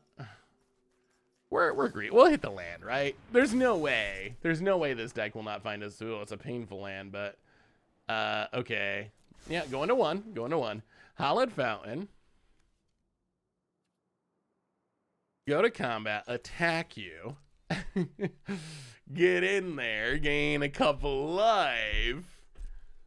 Oh, I'm super hyped for Brothers War. Brothers War looks so good. That's been the set that I've been looking forward to the most, and I feel like it is. I feel like it has exceeded my expectations. Yeah, we'll keep both of those. We will keep the removals past the turn. Where's our Omniscience? Am I going to the MTG Summit? Sounds better than Magic 30. It's free to get in, and you have to pay for the events that you want to go to. I'm not, unfortunately. Tomer is going to be there. So if you're at the Summit, make sure to say hello to Tomer. But yeah. All right, let's just pass.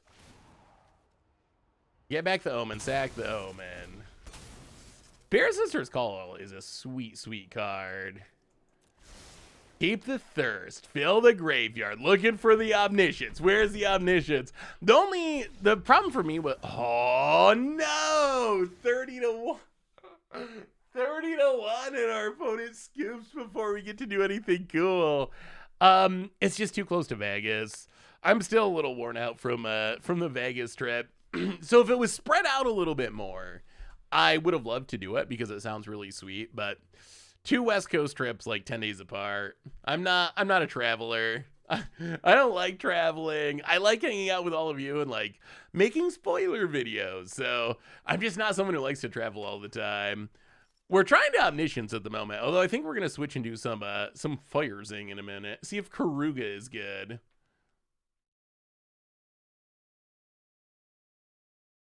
Power Clamp, the opposite of Power Crept. I don't know if I've ever heard that before, but it makes sense. If it's not, it should be.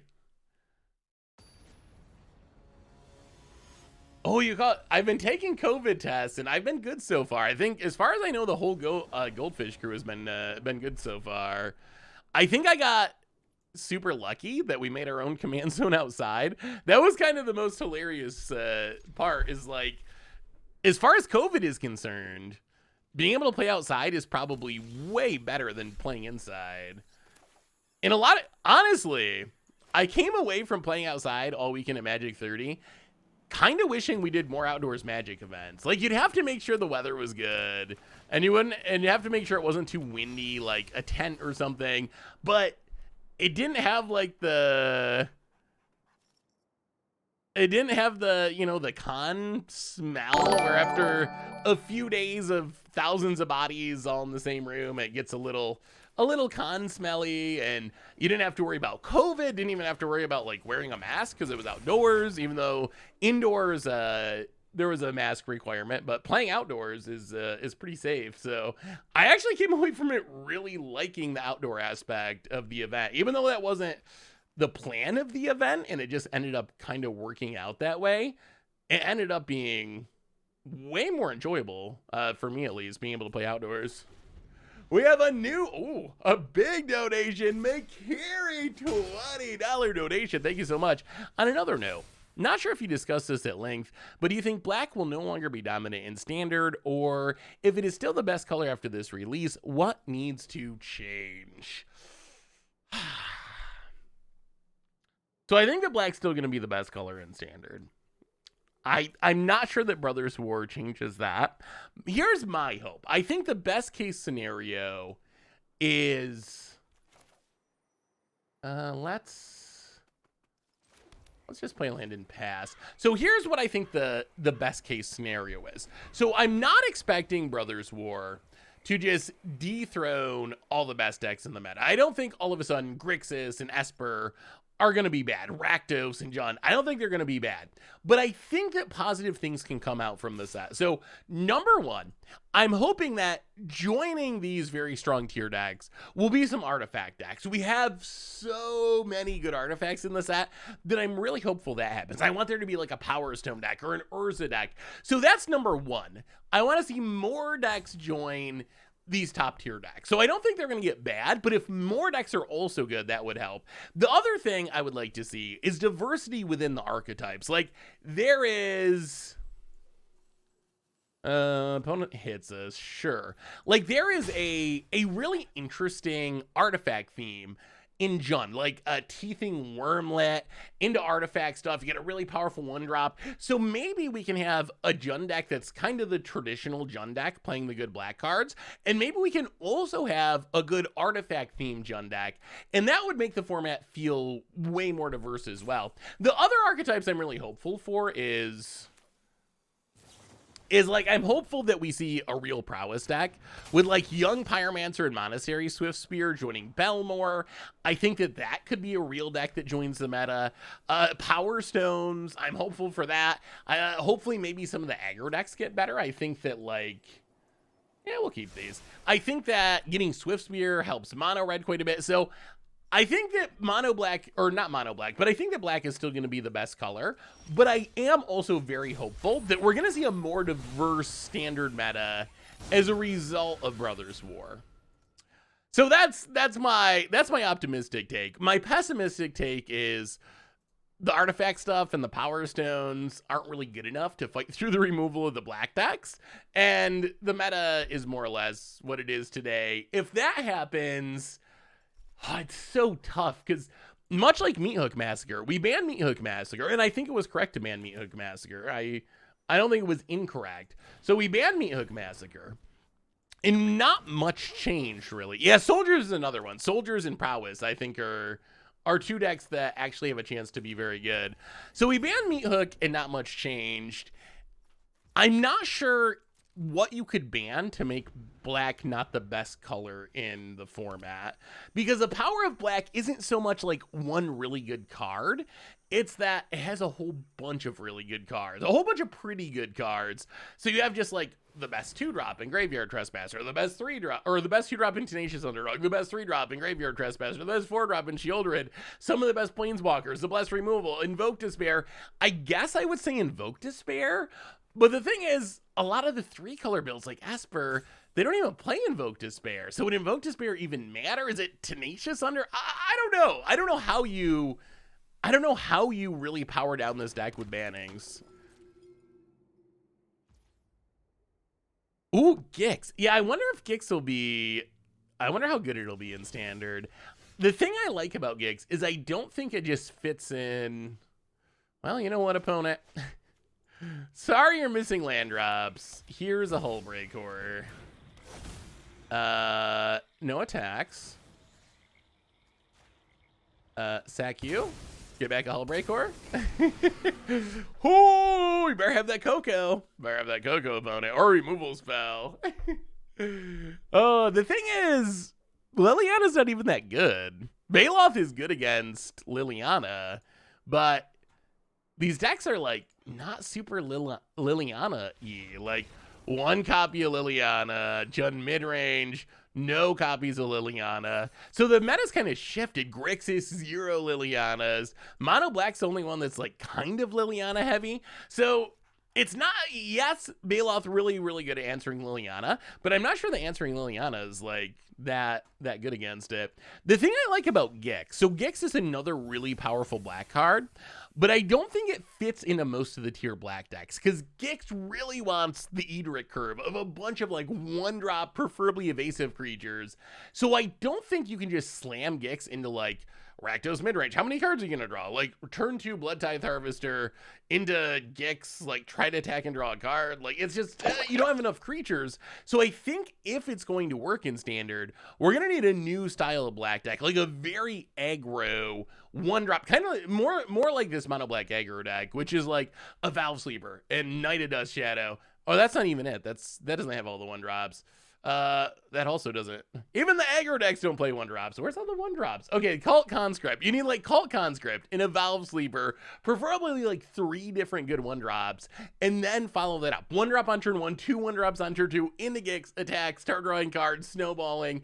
So I think it's going to take a rebuild to make Gix good, but in that deck, I think it'll be very, very strong. The Cardboard Samurai. Welcome to the Fishbowl. Thank you so much for your subscription. Big super for you. Thank you. Oh, let me see, Marcello. Gix Tribal. Ashnod Cult Conscript. Okay. I like that direction. A bunch of 1-drops. Misery Shadow, I think, is good. Transmogrant, also good. A lot of recursive 2-drops. Yeah, I think something like that would be more the direction I'd be looking to go for a deck that maximizes Gix's potential. Just really fill out the 1 and 2-drop slot and cut back on the more expensive stuff. So I think that looks like a very good take at Gix. All right, let's try some fires. A quick reminder that if you need some magic cards, you can get them from our awesome sponsor, Card Kingdom, over at cardkingdom.com/mtggoldfish.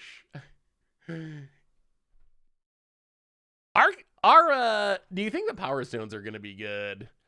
Okay, so let's talk about this deck, and then we talk about that as we go along. So this is a Fires deck. What has drawn me to Fires recently? Actually, let's try traditional Fires. I feel like we've played enigmatic Fires in the not super duper distant past. So this is a Fires deck based on the standard Fires deck, where we're essentially trying to get to Fires and then play pretty good 5-drops like Cavalier Flames and Kenrith. So why is this deck of interest now? And the answer is it's gotten some huge upgrades in recent sets. The biggest being Leyline Binding. The deck's already 5 colors, so it's really easy to make Leyline Binding work. And Fires really likes Keruga. Keruga works really well in the Fires deck as a way to refill in a 5-drop. The problem is Keruga wants you to have a very expensive curve. You can't pay anything that costs 1 or 2 mana. So Leyline Binding gives us a card that we can cast for 1 mana that really costs 6 mana as far as Keruga is concerned. Same with Bone Crusher Giant. Bone Crusher Giant, we can cast it for 2 mana as a shock, but it really doesn't mess with our Keruga. It's almost like the Cascade curve in Modern. So Leyline Binding makes it much easier to play Keruga in this deck. The other thing we got is Temporary Lockdown, which is great against aggro. More traditional sweepers like Supreme Verdict, very, very strong, but they can be too slow against dedicated aggro decks. Temporary Lockdown gives us a sweeper for inexpensive things, but it only costs 3 mana, so it works really well with Fires. And now we get to 5 mana, and now we just go off. So that is the goal of this deck. How to do free Comandic Draft? That is a good question. We'll probably try the other build too, but let's try just very traditional traditional fires. Is fires cool again? Have we gotten to the point where fires is cool? Has enough time passed? You never know with those decks that broke standard. Sometimes it takes a minute before they become cool again.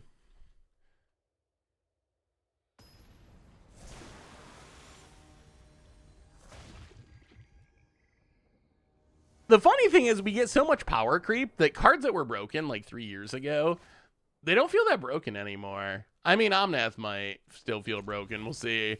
But it does feel like we get so many busted cards and there's just such a huge increase in power. The fire's just kind of like, whatever. I do like that about fires too. When your opponent plays a fires, you're like, well, at least I don't got to worry about them countering me. It's a fair fight. It's a fair fight. Yeah, let's play the mountain so we can leave a Bone Crusher past the turn. I almost qualified for a PT or whatever they're called right before the pandemic with Grixis Fires, the first week of Eldorade Standard. Ooh. Oh, Grixis. I feel like Grixis was not one of the main color combinations. What was the push into Grixis? Well, Zeotoro's Proving Grounds. Go. Opponent playing control. By the looks. How good will soldiers be? I really would love soldiers to be good. The curve of soldiers, like, it's almost like a pre-built deck. It's like one of those, oh, we can't cast that yet. All right, Keruga to hand, go. It's almost one of those pre-built decks. If you just pull up soldiers, the question is the power level high enough to compete with all the black decks? Soldiers are one of those decks that does make me incredibly happy that Meathook's gone. Because I don't think the deck would have a chance if Meathook was still in the format. Oh, we do have a lot of good 5-drops. Cavalier? Would you like to counter it? But just look at this curve. Oh no, the most painful way to get a thing countered. Ugh. Ugh. Ugh. Hey, great to meet you, Lord Boys.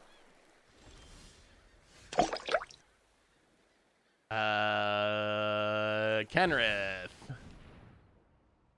Is this just gonna be us casting 5-drops and our opponent countering 5-drops? Kind of feel like that's where this is headed. Whoa! All right. Killing 5-drops. Oh, this was Eldorade, so we actually get cool animations. We need more cool animations. Hey, Jonathan Snow, I missed you too. Good to see ya. Good to see ya. Green, white, red, blue. Let's take blue so we can actually Omnath. All right. Here we go about it. Welcome back to the Fishbowl. Thank you so much for your subscription. Big super for you. Thank you. But like, look at this soldier curve. So you got recruitment officer, really good 1-drop. I guess frontliner is the secondary 1-drop. That is kind of a weak spot. Only one really good 1-drop, but you can probably make do with one of these lesser 1-drops. Opponent has a Fateful Absence. Oh, we're gonna get to Ferried, aren't we? We are going to get to Ferried. My Chi-Town Infamous. Welcome to the Fishbowl. Thank you so much for your subscription. Big super for you. Thank you. Oh boy. Well, this is gonna be some fun magic. Omnath. Opponent has a counter.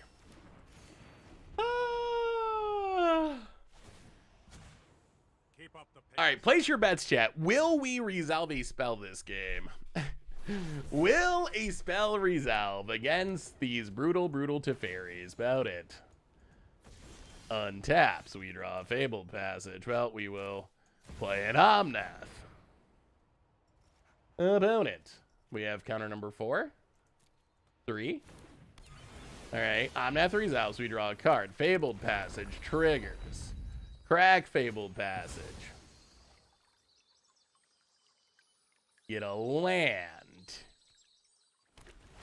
Triggers. Kenrith. Haste them up. Attack to... That was a good turn. That was a good... Oh, come on. Please die, Teferi.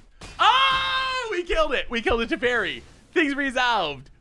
They resolved and the Teferi died. Oh, that was so good. Now you can Doomscar his opponent. Oh, Cycle of Triumph. Cycle of Triumph, that's all you got? Plays a land. There's the Doomscar. That was so good, opponent. Oh, we're going to win this. We're going to win it. I think we're going to win it. Untap land. Cavalier Flames. Did you draw another counter? Oh, that was so good. I can't believe they didn't have an answer there. This free draft was really fun. Drafted mono white tokens. Ooh. Well, I think we're going to discard. We'll keep the Keruga. Oh, hit 3 lands. Well, haste them up. Smack ya. Down to 16. About it. Cycles a sensor. Helichrome, welcome to another Doomscar. Helichrome, welcome to the Fishbowl. Thank you so much for your subscription. Big soup for you. Thank you. Thank ya. And Tuka, buddy, welcome you. So many subs today. Thank you so much, everyone. Thank you as well. Big soup cheer for you. Well, let's play a super sad Keruga. Oh, okay, saw it coming. We have drawn a few lands recently. That was a pretty bad Cavalier. Cavalier discard a bunch of non-lands, draw all lands. Oh, and there's a Memory Deluge. That means Teferi's coming. Oh. Haste is a good ability. That's true. Oh, this is taking a very bad turn. The turn where we killed the Teferi, I felt like we had a shot, but the turn where we drew all the lands changed my mind. The worst fires. Well, play a fires.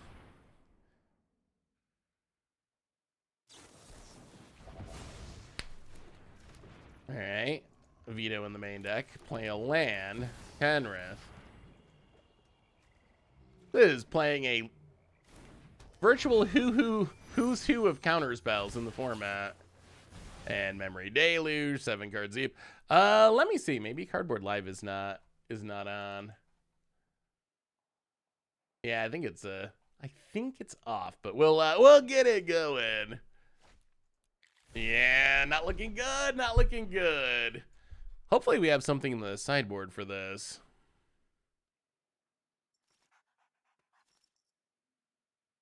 Yeah, desktop's actually not looking bad.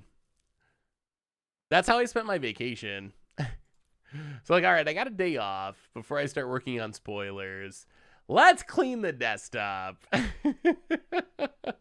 It only took me a few hours. I emailed you a link to a Twitter post I made with a picture of the Grixis Fires deck. Oh, thank you, Cardboard Samurai. I will check it out. Oh no. How many lands are in this deck? How many lands are in this deck?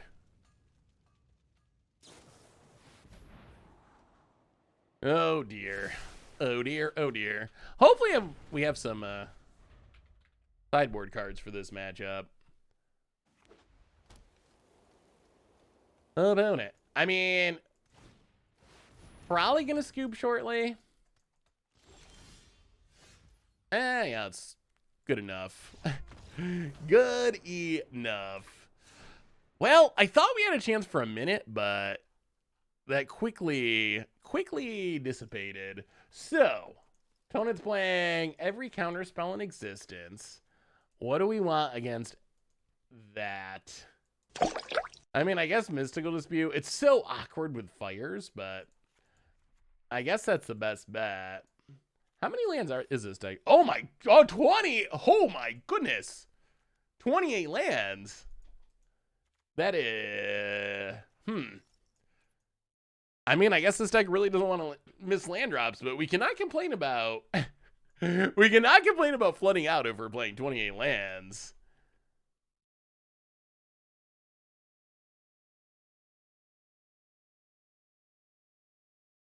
Cuz welcome to the fifth fishbowl for the 56th month. Thank you for your subscription. Big skip share for you. Thank you, thank you, thank you.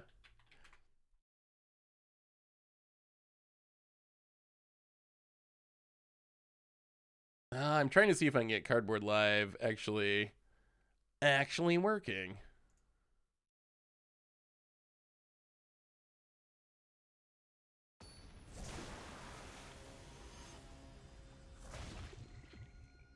And maybe not.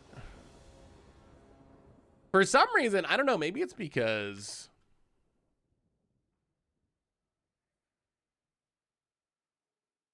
oh no. Yeah, I don't think Cardboard Live's gonna work for some reason. Awkward. Well, I'll have to get that figured out for next time. Best format on Arena. I mean, Standard I have still been enjoying, although I'm very much looking forward to having a new set release because it is a lot of the same decks, but I find the gameplay of Standard still really fun. I would say that Explorer is probably the best overall format at this point. I guess it depends on your opinion on... I guess it depends mostly on your opinion on alchemy cards. If you enjoy alchemy cards, then you probably will enjoy Historic. If you do not enjoy alchemy cards, then I think it's very clearly Explorer. Explorer, not even close in that case. 1, 2, 3, 4, 5, 6. And we'll take Keruga. All right, so we got the Leyline Binding this time. So we have an answer to the Teferi, which is nice. About it passes. I'm playing the land untapped. We found a counter too. Getting down fires would be sweet, but I think we gotta wait. We need one more land so we can fires and counter. That would be optimal. I mean, what do you think, chat? What's your favorite arena format at the moment? About it, pass it. Well, stop your face. All the way down to 18. Historic's really about whether you enjoy Modern Horizons 2 cards. I mean, I guess that's also true. Oh my goodness, now we're missing land drops in our 28 land deck. What is going on? What is going on? Draft is super fun. Although draft, it kind of depends on your skill level, how expensive it'll be. If you're not good at drafting, it gets pretty expensive pretty quick. You know what, we're just going to counter that. Counter that. Untap. See if we can go off. Play a fires. Play a free Omnath. Draw a card. Play the Trio. Gates of Life. Pass the turn. Opponent. What do you have to answer our fires? Opponent. Gonna exile the Omnath. Okay. Okay. Yeah, I mean, the curve works perfectly for the Cascade decks. Well, Fable the... Well, Kenrith for free.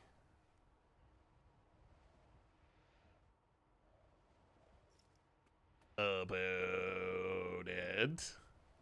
It is nice to not have to spend mana on things. Omniscience is all around.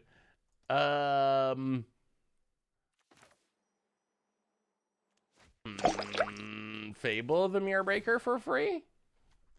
How are we feeling about that, opponent? Affinity to Squirtle. Welcome to the fishbowl. Thank you so much for your subscription. Big super cheer for you. Thank you, thank you, thank ya. Okay. Well, Haze Kenrith. Hit ya.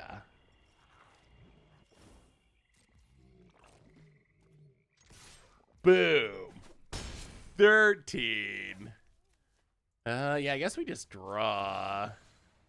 Maybe we should have played Keruga because we could have reanimated it, but then we wouldn't have had haste.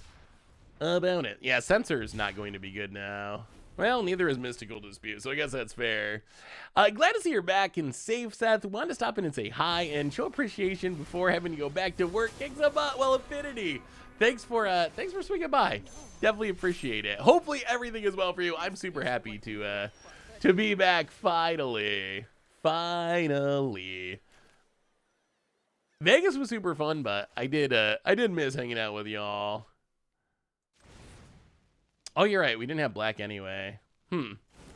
Good point. Well, Bone Crusher, Keruga. All right, opponent's fighting the good fight. Can every counter in the world keep up with the fires of invention? We are about to find out. Our hand has gotten pretty bad. Another devout decree. Oh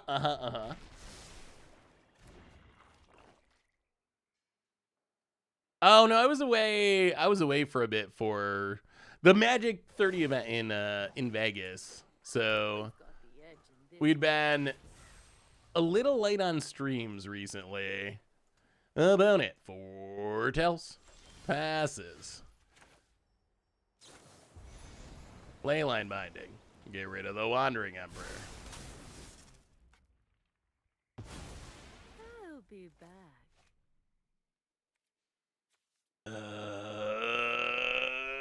We need this Keruga, but they're gonna counter it. It's a sign coming, I know it. All right. Brazen Borrower. Go. There's our 2 spells. Oh no, nothing bad happened. Just a little late on streams. Poundek gonna blow up a land. Sure. We'll grab. I guess it doesn't matter much at this point as long as we have fires. Grab the land. I mean, if we can get down this Keruga, we're in such great shape, but I don't know if we can. Is there a Golos in this deck? There's not, although there could be. We have Cavaliers, Kenres, Kerugas as our main 5 drops. I'll go to combat, hit ya. Brazen Borrower.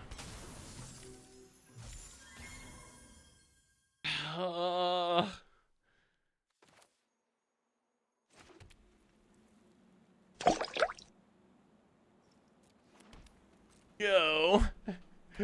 Darkwing Duck. Welcome to the Fishbowl. Thank you so much for your subscription. Big soup over here. Thank you. All right, it's a Doomscar. Oh, I started to watch House of Dragons. It's actually not bad.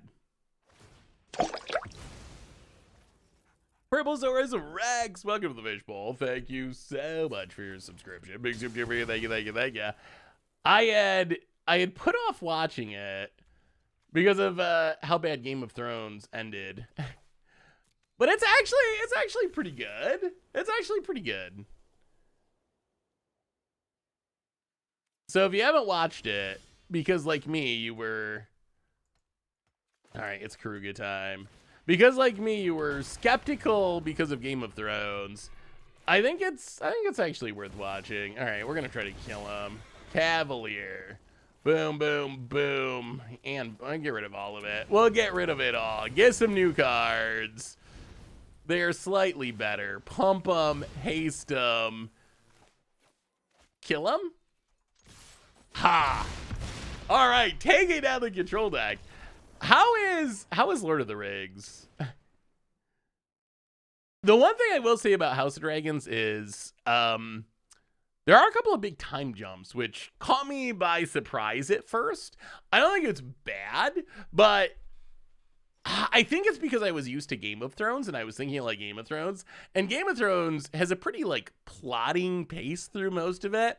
So it definitely caught me by surprise where it was like, hey, one episode you're here, and then next episode, everyone's aged like 10 years, and it looks like different actors are playing them. Like, so that caught me by surprise a little bit. But once you get used to it, it's still good. Lord of the Rings is very underrated.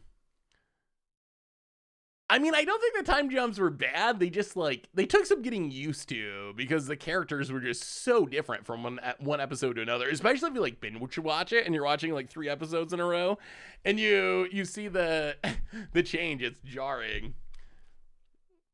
Lord of the Rings series sucks a lot. It is season 8 level of destroying the books.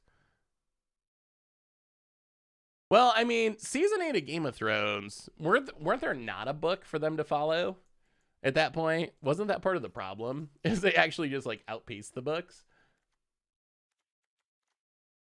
I mean, I guess for me, I've never read Lord of the Rings, so I wouldn't I wouldn't know if they were destroying the books or not. So that for me personally, that wouldn't be a super big concern, just because I don't know the books.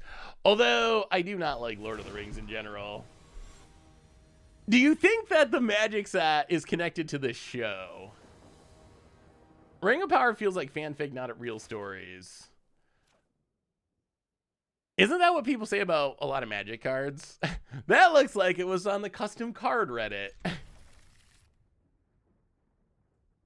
Game of Thrones broke from the books like season 5.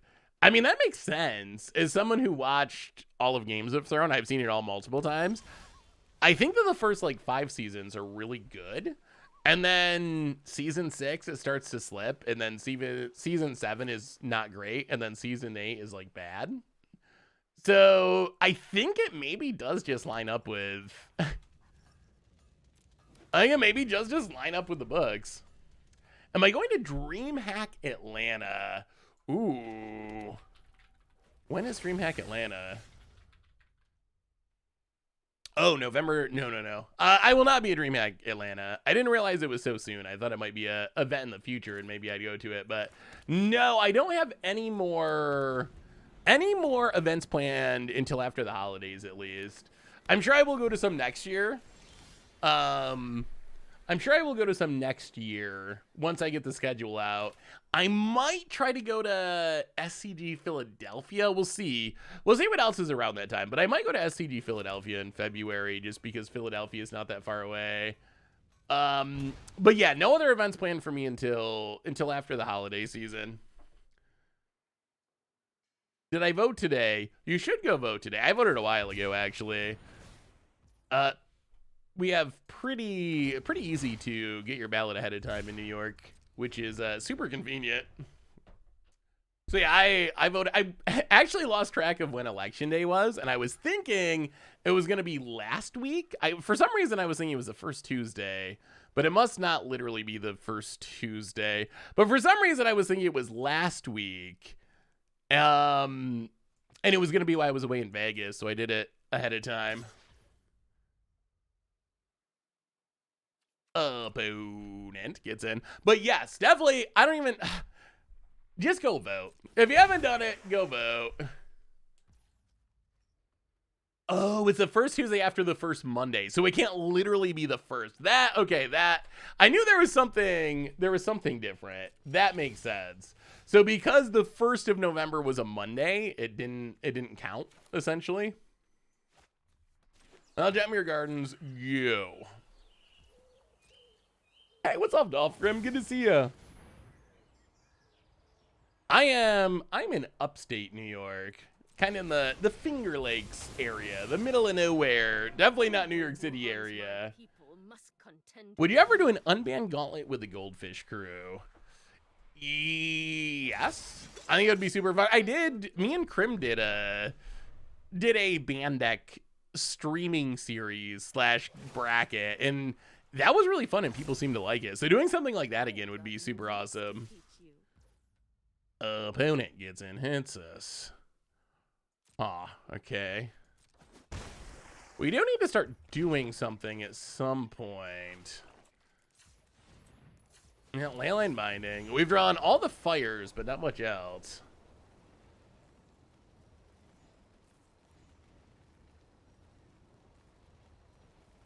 Opponent lets it go. Get rid of the Wandering Emperor. I guess that's it then. Drop to 13. All right, we need subtraction. We need less fires, more action. Opponent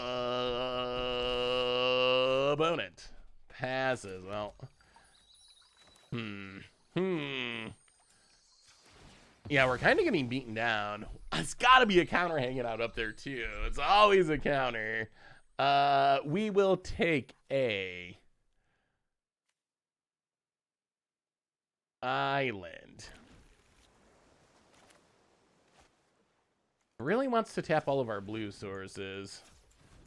Well, how can we do this?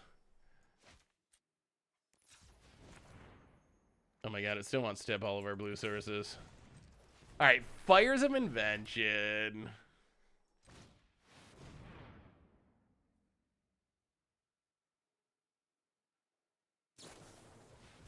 Ether Gust. Okay. To the bottom. Pass the turn. Are we going to get tempoed out by 2 2/2s? The 2 unbeatable 2/2s. About it. Gonna blow up our Hollowed Fountain. Oh no. Oh no. Does this mean we don't have an island? It does. Oh, that's probably deadly. Oh, maybe that was a punt to get the island with a Fabled Passage. I didn't think through this mana base. So what? Oh. Yeah, I guess so. Be aware of that, I guess, if you pick up this deck. This is our first game with the deck. Apparently, the lands you fetch out are pretty important here. Now, I'm about 100% sure that we're dead. Boy, this auto tapper's so bad. Fires. Saw it coming. Yeah, I mean, we don't have any action to get back into it anyway. I mean, we had the land untapped, but yeah, I guess we should have left the island untapped. I will say it's pretty impressive that whoever built this deck put 28 lands in it, and the mana base is still causing problems. I don't know how you can play that many lands and still have issues. Are the retro artifacts gonna be in arena boosters? I assume so.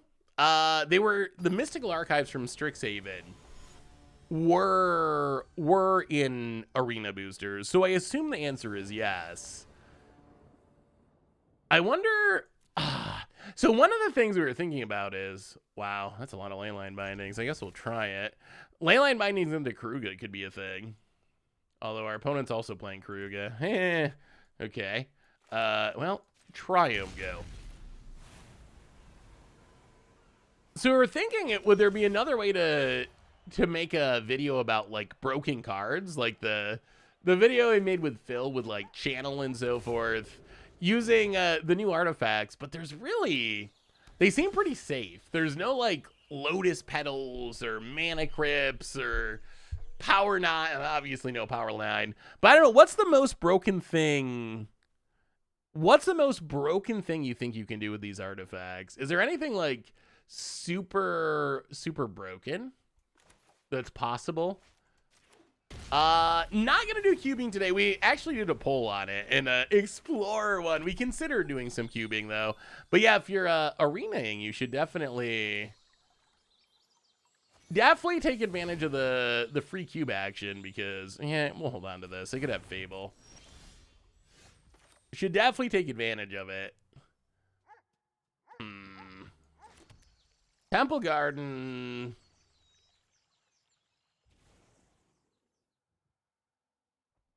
Tapped. Get Keruga past the turn. So what actually seems busted? So we already had Helm on Arena, although Helm is a really sweet card. Mesmeric Orb could have some potential. There was that Aspiring Spike Modern deck with 2 Fate Stitchers and Mesmeric Orb. Kind of a control deck, but with a unique finish. But Mesmeric Orb is a good mill card. Altar of Dementia can have some combo-ish potential. That was... Oh, Fires into Omnath. All right. Well, Leyline Binding. Get rid of Fires. Leyline Binding. Get rid of Omnath. We do need another land. Our 28 land deck is once again failing us. How is it possible to have 28 lands and that many issues? Well, Leyline Binding or Leyline Binding. And a Bone Crusher. Not a land, of course. No. That, we cannot have that. Well, Fable the Mirror Breaker. Oh, the 28 land mana screw. About it. Oh, it's a Phantom bot draft. I do find that how are the bots in this one?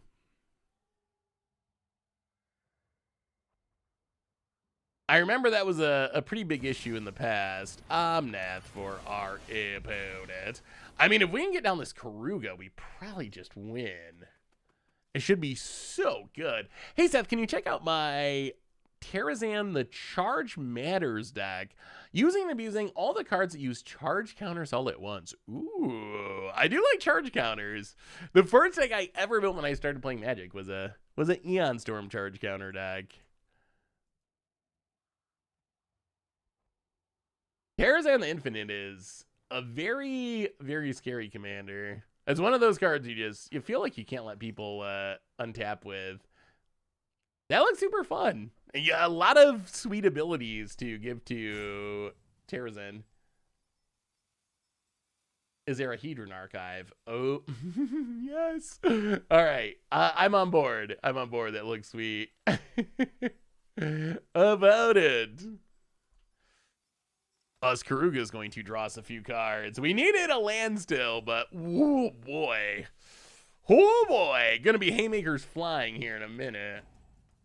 Actually, the lane line might be a problem. Wow, opponent's just gonna time out. You gotta Omnath opponent. Opponents also having their own mana troubles. Managed to go 7-2 yesterday with mono white mid-range and arena queue. Both losses were against Esper decks with pretty much perfect draws. Hey, Ludi! How are you? Good to see you. Yeah, we can do it hard mode with the token if we have to. I mean, we get to filter. We can discard Bone Crusher and something. It's 1, 2, 3. It's going to draw so many cards. It's a Fires. All right, so discard Bone Crusher and Fires. We have 28 lands. It's literally not... Oh, okay, we got there. So, how do we do this? Play the land. Tapped.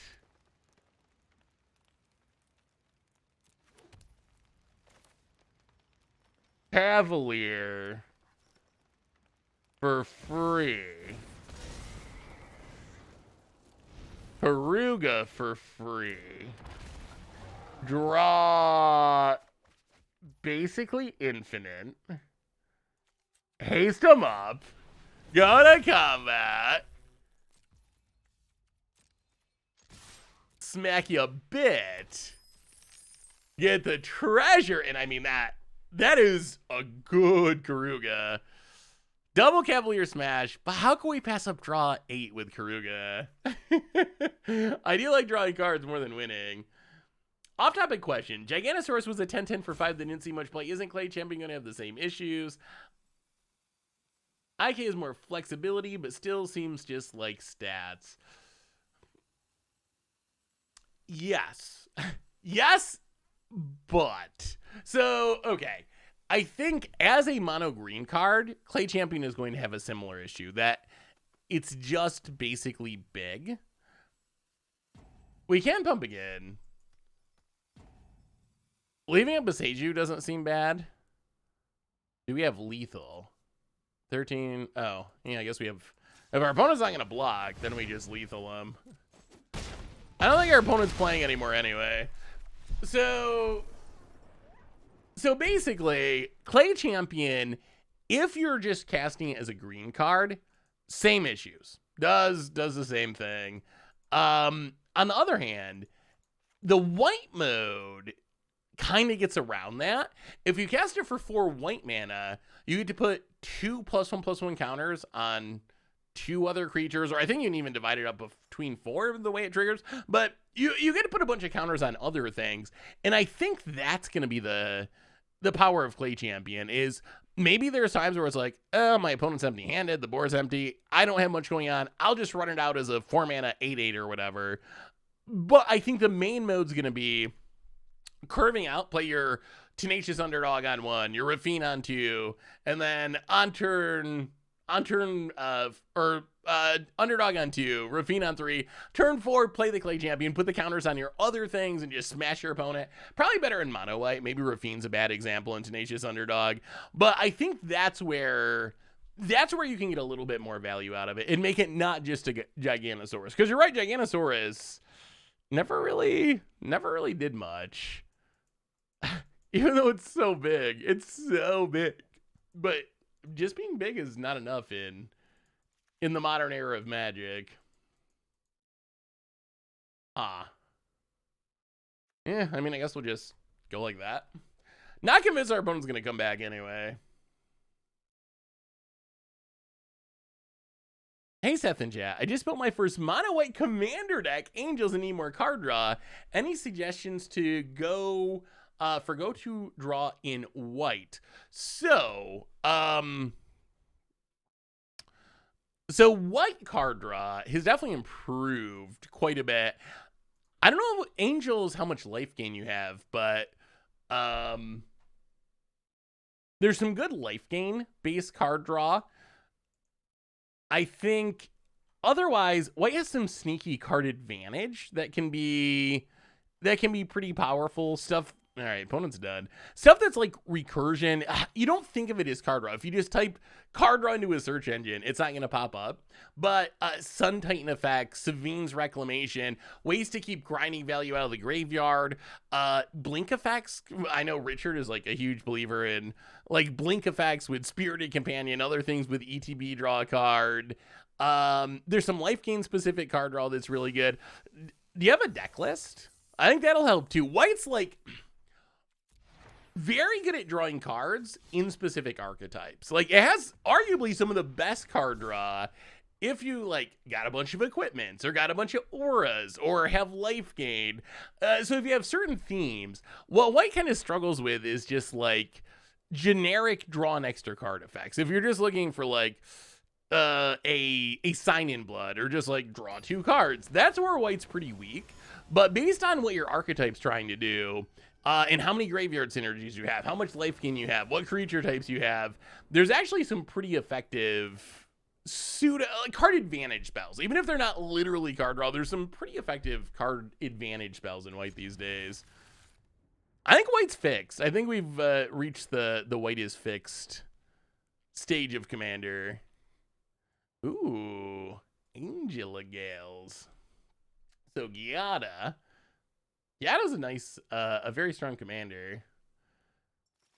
Ooh, so a little bit of equipment. So chat, looking at this deck, if you're someone who plays a bunch of commander, what would you be looking for? Immortal Sun is an option that I like. I think Immortal Sun is pretty decent. This looks like a super fun Angel deck. Couple of MDFCs. Well done. Average Fox. Welcome to the Fishbowl. Thank you so much for your subscription.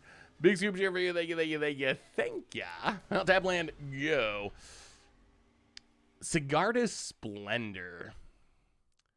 Banner from Ixalan that draws you a card. Vanquisher's Banner. So Vanquisher's Banner is a good tribal card draw option. Vanquisher's Banner, 5 mana, choose a creature type. Creatures of the chosen type get +1/+1. When you cast a creature of the chosen type, draw a card. With 32-ish angels in the deck, or maybe slightly less, but close to that, that can be a pretty good source of card advantage. Mind's Eye is one that is fallen a little bit out of favor, but in mono white it can still be okay. And it's gotten cheaper because it's been reprinted a few times. So Mind's Eye could be one to consider. Well of Lost Dreams. So powerful if you have a life gain sub-theme. I wonder if Angels have enough. Like you have Lyra, Righteous Valkyrie. Maybe Angels just accidentally have enough life gain to make it work. Oh, another one that I find fun is Coveted Jewel. Can be a pretty sweet source of card advantage in white decks. I don't know if this deck has enough shenanigans for it. It's kind of like Super Monarch, so your opponents can steal it as well, but if you can sacrifice it or blink it or have any of those shenanigans, it actually ends up being pretty good. Opponent takes our fires. Well, gonna have to play fairly. Opponent. Making us play fairly. Shame on you. I've been playing an upgraded version of your mono white tokens deck. When my F&M didn't do too bad. Ooh, some Adeline edition. Yeah, Adeline seems like a good card for that deck. Resolute Reinforcements. Oh, that looks sweet. Yeah, someone else messaged me and said they were having success with the World Spell deck in Standard, which is cool. That deck was also pretty fun. Yeah, it looks good. I like Adeline a lot. How is a Mind Sensor bad? Mind Sensor, I'm still on the fence. Like, is it worth it? It's never like bad enough that I actively want to cut it, but it is also as a one of. It's rare that you actually get someone with it, get the Titan player or whatever. My personal favorite is Lore Seeker Stone. When it goes empty-handed often enough to max value. Oh, I didn't look at the mana base. Also, War Room is very good out of the mana base in white decks. Discard.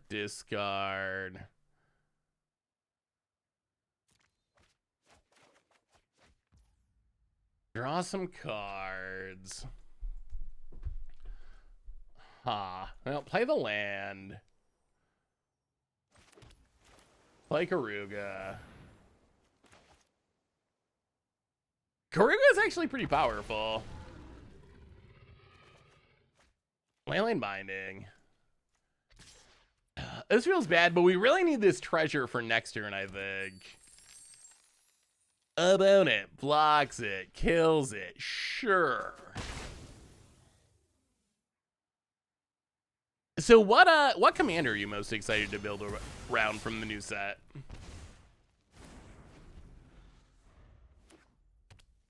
Like every set, there's a million new legends.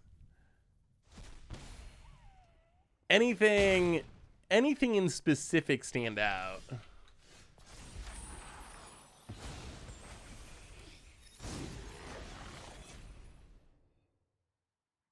All right, Keruga down. So if we play Omnath, red, I think this works. So we play Omnath, draw a card. Omnath, draw a card. Oh, are they gonna kill it? Okay. I take it back. Maybe this doesn't work. Play the land, crack the land. All right, not quite as sweet as we were hoping. Get a forest. Leyline Binding, get rid of the Graveyard Trespasser. Discard a land. Go. Couldn't we have attacked, played Omnath with the treasure, played Fablefetch, played Keruga, draw 2. Ugh, Thoughtseize 2. Couldn't we have attacked, played Omnath with the treasure, played Fablefetch, played Keruga, drew 2. Yes, I think that would have worked. That might have been a better way to play it. Rockets, welcome to the Fishbowl. Thank you so much for your subscription. Big soup for you. Thank you. Well, Kenrith. I made a Lucas the Eternal budget deck that was a ton of fun. Wait, what is Lucius the Eternal? I don't even know if I know what that card is.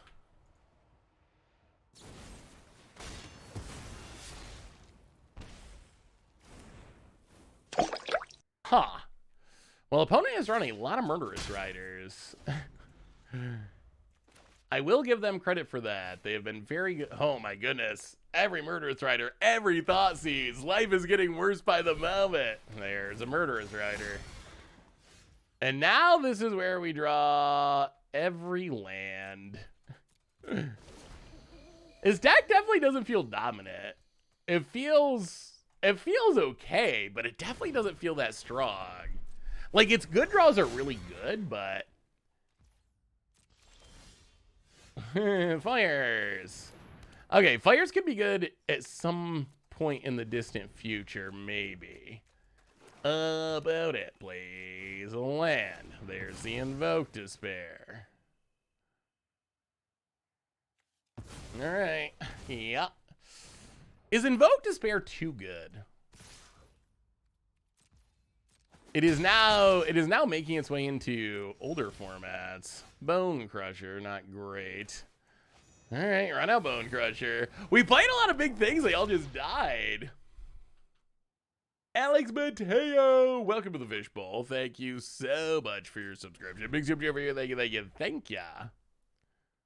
I think it's just an insane card. I wish it didn't hit enchantments. I wish it. Hey, what's up, Magic Garb? How are you? Yeah, I was pretty skeptical of it during spoiler season, and it's ended up being way better than I gave it credit for sure. Enchantments, wizards, wizards, wizards, and their hate of the color pie. I'm starting to wonder if 28 lands is just. I feel like maybe that's just too many for this deck. Well, I feel like the deck just runs so clunky. It's either like we're begging for lands because somehow we have 28 lands and we can't hit our 5th land drop, or we just draw every land in existence and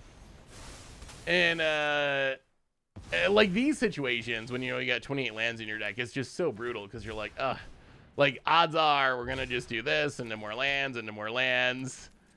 I guess the hope is that you hit like your Cavaliers and stuff to filter them away, but in practice, it hasn't actually worked out. I mean, we do have Fable and Cavalier. Oh, yeah, never be double invoke. Do you think that Hedjar Loyal Bodyguard will be a good new commander? So I think that card is a really good card. I'm more excited to play it in the 99. Temporary Lockdown has not been good in any one of our matches. We haven't played against a single deck where that is actually good. Yeah, so I think Hajar, actually one of my favorite cards from the set. I think it's really good in Bard class decks, in like Pioneer, Explorer, Historic, like any place you play Bard class, this is just the best new 2-drop. And then I think, I'm not excited to play it as my commander. I think it's pretty weak as your commander. Human and Soldiers, Awkward Colors, and Gruul. Its ability is fine, but not super exciting as your commander. I guess if you want to build like Gruul Legends or something, you could, which is nice. But I'm very excited about that in the 99. I think Hajar is a great card in Legendary Matters decks, Joda style decks. If you're just loading up on Legends, I think you would. Okay. Mulligan? I guess we will mulligan. I think you would play it in the 99 just every time, essentially. I don't know why you wouldn't. So yeah, I like it a lot, but I'm not super stoked for it as a commander in specific. Here's the budget Lucius deck. Ooh. Oh.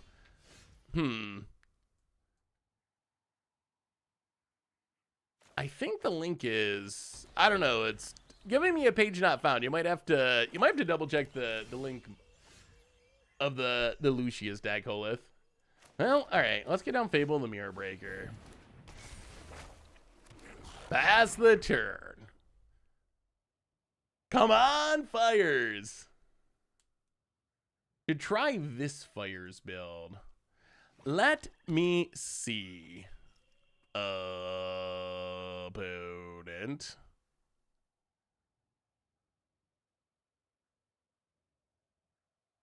Wait, what one?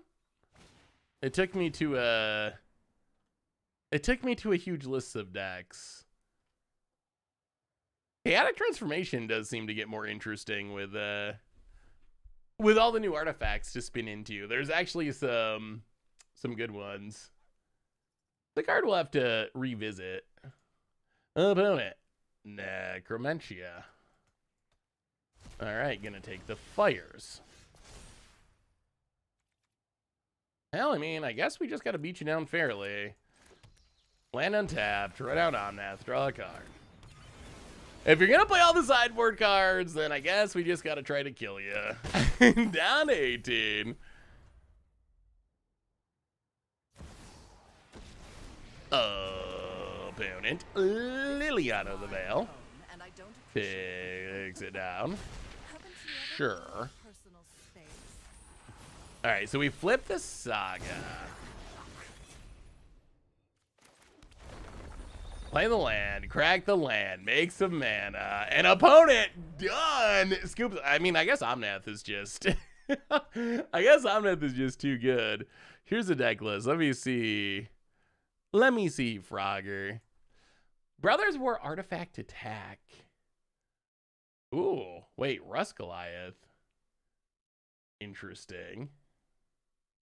Oh, it's a Arms Race deck. Arms Race is definitely interesting.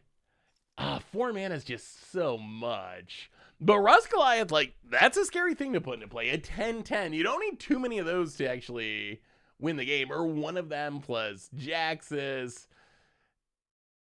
Scrap Welder's spicy.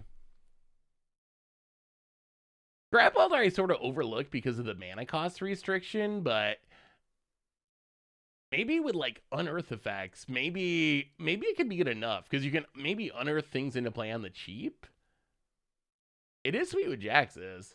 Well, I mean, this is definitely a spicy looking list for sure. Yeah, I'm excited to try Arms Race. I like Skitterbeam Battalion. That seems like a good one to cheat into play. Oh, we got Flesh Gorger down here too. Oh, this is a sideboard? Mishrin the sideboard. Yeah, I like it. That looks sweet, Mother Frogger.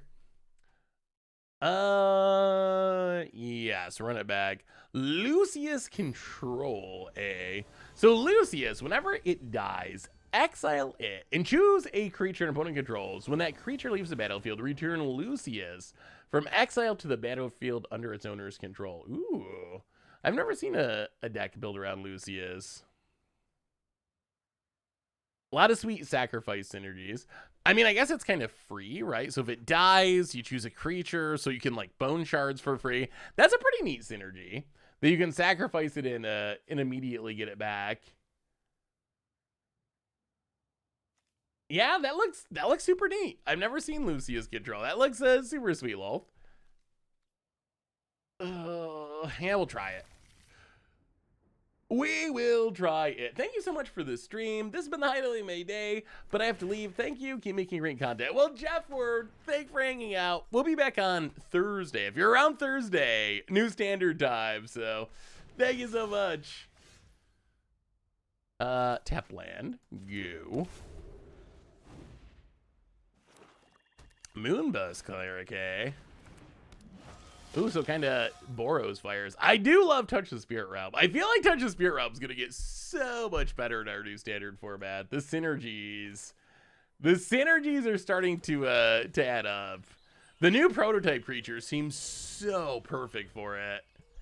Yeah, Boros fires looks sweet.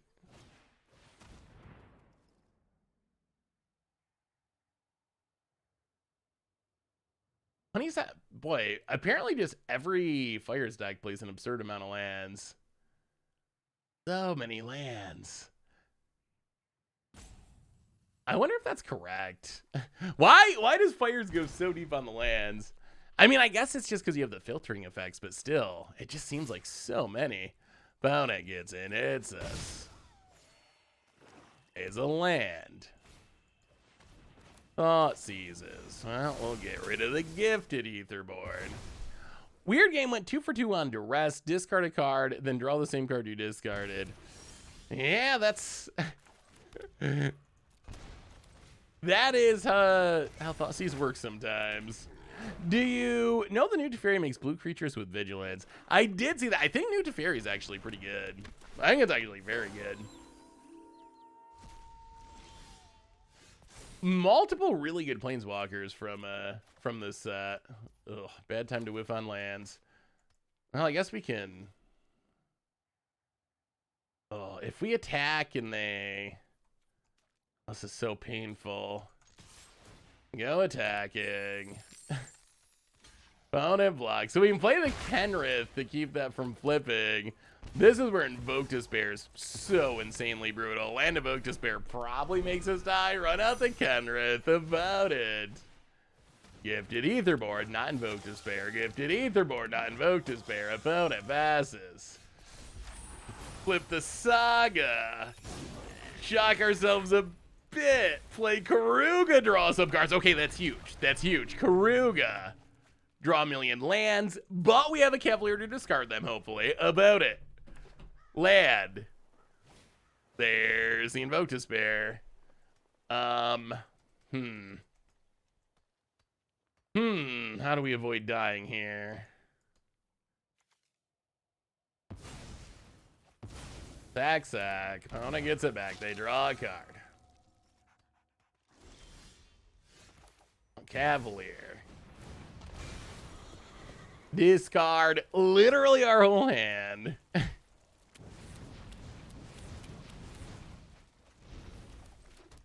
Tap land. Go. About what a close game. If you blink or flicker a prototype creature, does it come out with the base stats instead of the prototype stats? Yes. If you play a prototype creature as prototype and then blink it, it'll come back as the better version of itself. Now block and block. As long as we get down this Omnath, we should kind of be okay. All right, play Omnath. Play the fetch land. Crack the fetch land. Get a plains. Grab Keruga. Temporary lockdown. Finally being good out of here. Haste them up. And I think we stabilized it. Our opponent scooped it up. Finally got the good temporary lockdown game. Haste has been tinkering. Yeah, that felt good. So maybe you just gotta. So I think maybe it was just how we were playing it. And we need to make sure that we hold the filterers to get rid of all the lands. So I guess maybe the lands are the upside where like, you can get away with making sure, theoretically, you never get mana screwed by playing so many lands, but you just got to be really careful that you just got to be really careful that you hold on to ways to filter them away. Hey Seth, I've been thinking about submitting this Commander Clash deck for viewers. Submitting week on Clash. It's based on an old Against the Odds deck, Eon Hub. Ooh, Eon Hub is so sweet. You should definitely submit it because I do love Eon Hub. Eon Hub is just such unique. It's such a unique effect. Players skip their upkeep steps. I think it's one of a very small number. What else can make people skip their upkeep? I guess Fate Stitcher, I think, but there's really not many. So you can play cumulative upkeep cards, Peacekeeper. Yeah, I like it. Definitely kind of a hidden commander deck. What would you think of a format where you could play Eon Hub as your commander? I'm surprised it hasn't been tried. We've seen like Tiny Leaders where you can only play small things as your commander. We've seen Oathbreaker where you can play a commander along with a spell. I'm surprised we haven't seen anyone really try to push a format where you can play like an artifact or enchantment as your commander or any non-creature. Like, it would be very interesting. Think of all the Against the Odds stuff you could do if you could have Eon Hub as your literal commander or like Ozolith as your commander. Dimensional Breath is super sweet with Eon Hub. Oh, Spirits, eh? That's a tiny bit scary. Now Tapling, go. We'll see if we can get in under the counters here.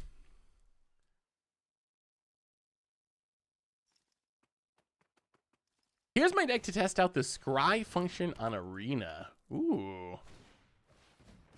Oh God. Oh God. So we gotta draw Leyline Binding now. Like literally right now. And we might have a chance. Otherwise, Double Curious Obsession. GG Spirits. Oh, that's brutal. That's an Omnath. That is none of those things. Boom. Fable of the Mirror Breaker. Opponent. Oh, good old Curious Obsession. Hey, C7 here. Thanks for hanging out. There's a spell pierce. Yeah, I mean, we can try to bounce it in the future. We do need four mana. Although the damage is very quickly being done here. How about a new permanence can't phase in creature? Seems like a blowout waiting to happen in Commander. I really like that card. That's one of my favorite Commander cards from the set. I don't know. I think I like it because it's just a hilarious gotcha card.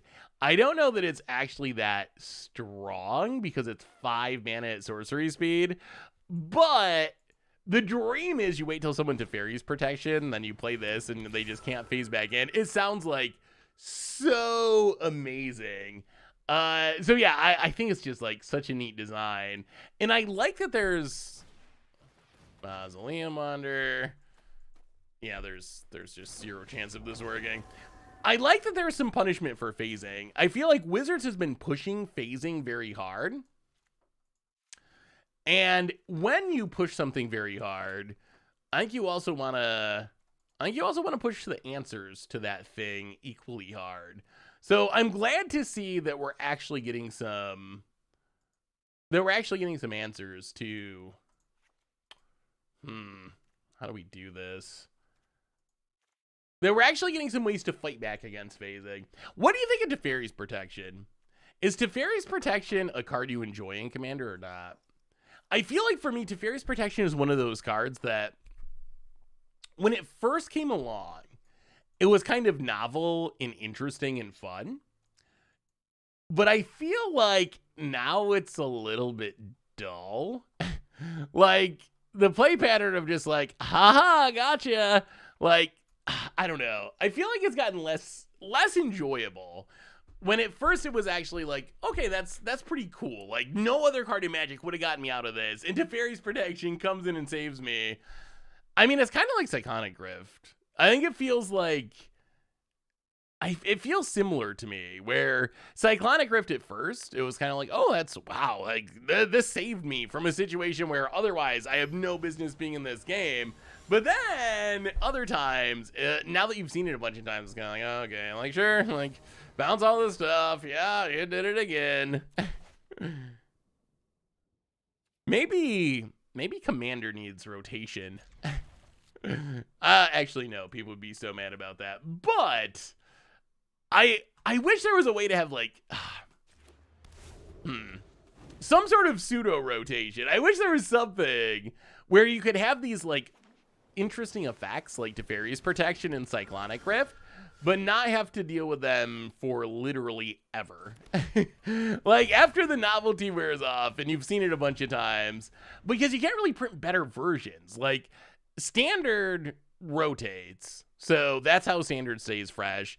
Formats like Modern Wizards has really embraced the like, we'll just print something more busted, so you'll always have something new to play because we'll just invalidate everything else, which isn't actually super healthy either. But it does keep new things coming into the format when you just power creep super aggressively. But how do you ever top something like, well, all right, Rattle Chains? How do you ever top something like Teferi's Protection? Or is that just like you play it in every white deck for the next 50 years? For the rest of your life, every white deck, you put it in Teferi's Protection. I comment on YouTube, create a format where the top 10 or so of each format is banned. Ooh, that would be spicy. Rule 0, is that right? You can talk to the people in your play group about a no staples rule. I mean, I think that works.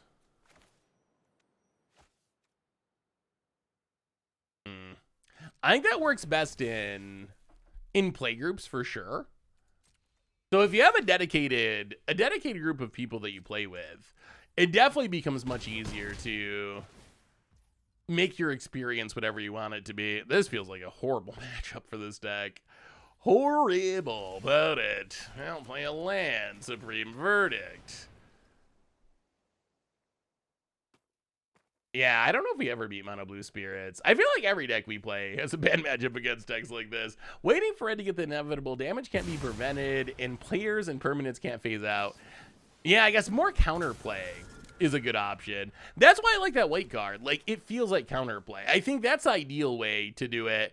Some of it's harder than others, though. Like, how do you print so Disciple of Kalisnin, I don't know if this actually stops people or even makes them think twice about playing Teferi's Protection, because I'm not sure it's like strong enough that you're going to expect it to show up often, but I'm really glad it exists. And going further down this path, maybe we get a 3-mana version that does something similar, and that would be enough that I would think twice about putting Teferi's Protection in decks, because there is a legit shot that someone would get you with it. And if you get got by it, wow, do you get hilariously blown out.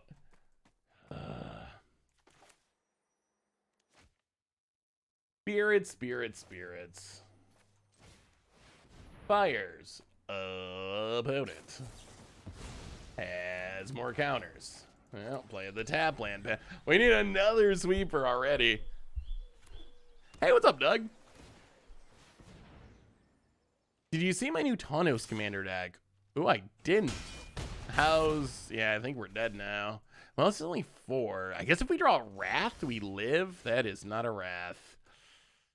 Oh, spirits. Well, Cavalier. Might as well try it. But how do you... Oh, the Spirit Dream. How do you print a Disciple of Kalisnin? Yeah, that is a brutal matchup. How do you just print something like this that stops Cyclonic Rift? Cyclonic Rift, you can tell every version that they've printed since then has been so powered down that everyone knows, like, it's a little bit too high on the power level scale. Like, look at where's the end the turn? Look at the new one. Hurkyl's Final Meditation. 7 mana instant. Return all non-land permanents, everyone non-land permanents, and end the turn. Except if you cast it at instant speed, it costs 10 mana. It's way more than Cyclonic Rift, and it bounces your own permanents. I mean, I guess the upside is you do get to end the turn, so you do get to make someone at the table really dislike you because you kind of time walk them. But yeah, you can see every version of Cyclonic Rift is just like so powered down compared to actual Cyclonic Rift. Do you think Hurkyl's Final Meditation, is there any argument to playing that in any context, in any deck? I feel like a commander, the fact that it ends someone's turn is like kind of a drawback. I feel like you just make such a big enemy. You bounce all your stuff, so... You bounce all your stuff too, so you gotta rebuild unlike Cyclonic Rift, and whoever's turn you end is definitely coming at you. Have you heard of Heritage, a new format that's in Legacy, that is Legacy, but in cards that went through Standard? Ooh, I haven't, but that is definitely an interesting idea. Is it fun?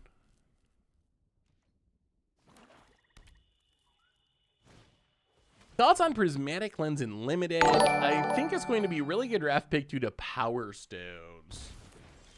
Ooh, wait. Prismatic Lens? I don't think it's Prismatic Lens. Prismatic Lens is a very old mana rock, right? Is it the 2-mana artifact that like you can pay 2 and add a mana of any color? It's Prismatic Lens-esque. What is the name of that card? I feel like that card's decent. I feel like those are cards that always kind of punch up a little bit as far as how good they end up being. In Limited, I think it's fine. Energy Refactor. I assume it's Energy Refactor.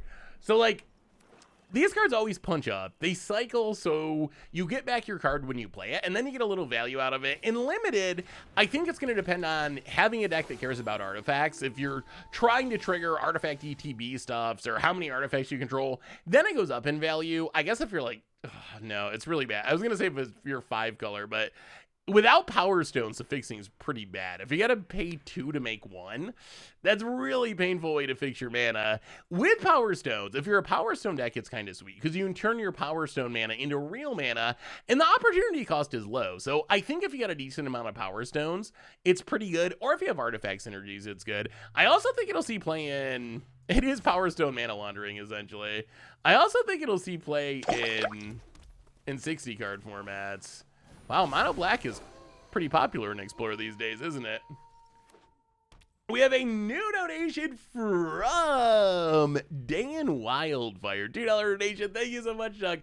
Here's the Taunos deck. I also created a deck around Rex, Captain Rex Nebula, and made a bunch of Zap Brannigan references in the video. Ooh, you should put the video in chat, Doug. I'm going to have to...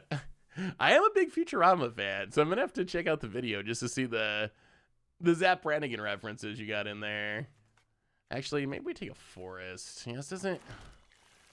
I gotta say, I've not been impressed with Temporary Lockdown. It has been good exactly once. And even then, it wasn't, like, great. It was more, like, okay.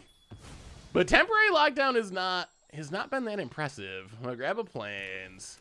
Temporary Lockdown. Get rid of a Gifted Etherboard. So, Taunos, eh? Oh, so this is kind of like birds and beasts mixed. I mean, that looks sweet. You don't really have to do a whole lot, right? If you have a bunch of on tribe creatures, you play Taunos and hope that it sticks. I guess protecting Taunos is probably helpful. Ooh, the mutate synergy is cool. I hadn't really thought about that. Doubling up your mutate, kind of Ivy style. Yeah, that looks really fun. That looks super sweet, Doug. I like it. How do we avoid death? I feel like we're about to get invoked despaired, and it's gonna really be sad, but run out of Kenrith. Awesome, dude! For this 73rd month, just gonna sub into Spirit of the Darkness again. Bummed that I couldn't make it to Vegas this year. Hopefully to get to see you and the rest of the Goldfish crew next Vegas, maybe. Awesome, dude! We miss you too, but thank you for the sub. Hopefully all is well with you, and hopefully we get to get together sometime soon. What do you think about this brew? Let me see. Opponent, Liliana. Well, his Graveyard Glutton. When you fall behind with this deck, it seems hard to get back into it. So if we play something, it just gets Liliana, and then we get Graveyard Glutton again. Wow, what a blowout. Maybe Fires is just bad. Oh, I don't know. I don't know about this. Grixis third path, eh? Ledger Shredder, Iconoclast, Founding the Third Path. Works really well with the cast 2 spell thing. Like if you can cast it and cast something from the graveyard, good way to trigger your Ledger Shredder or whatever. Also works really well with Third Path Iconoclast. I mean, that looks pretty sweet to me. I think Third Path Iconoclast is definitely really very, very solid. I wonder if Arclight's worth it. It kind of reminds me a little bit of an Arclight shell. The only thing I wonder is, like, is there enough just raw power? I wonder how good Iconoclast is. I feel like Pyromancer is mostly played as a sideboard card. All right, we're going to trim some temporary lockdowns again. Bring in a couple of sweepers, run it like that.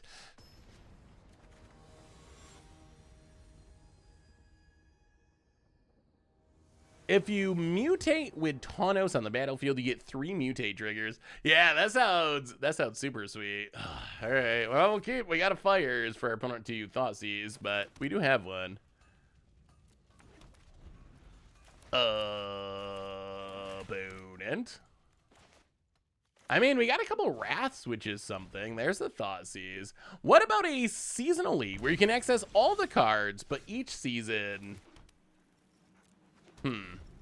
But each season, you can only play a deck once, and you can't use the cards you've already used for the rest of the season. You have to keep getting more creative and strategic as the season goes on. I mean, that's like definitely a fun idea. The only thing I would worry about is it seems like a lot to keep up on. I think, like, if you... Oh, no. I think if you had a group of, like... Oh, boy, temporary lockdown. If you had a group of, like, 8 streamers or something that wanted to put some effort into it, I think it would be super fun.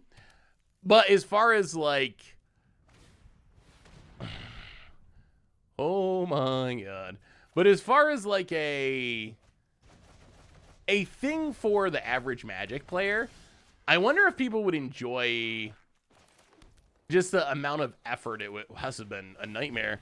I wonder if people would enjoy just the amount of effort it would take to change your decks all the time. The cost that would go into it if you had to buy new cards all the time. So that would be my concern. It's definitely a cool idea. Oh, geez. Well, all right. Now we're at the 28 land part of our deck. Pass the turn. Should Cheaty Face be legal in Modern? Only for a month. I think that's how it works with silver border cards. I'm surprised they didn't do something with Infinity to make it legal. I guess they didn't need to this time because Wizards is just trying to convince everyone that they're legal cards anyway. Have you seen any Infinity cards? Are people treating them as quote unquote, poor choice of words, real cards? I feel like when we were in Vegas, it was release weekend, so obviously people didn't have really time to get all those cards, but I didn't see anyone playing with them.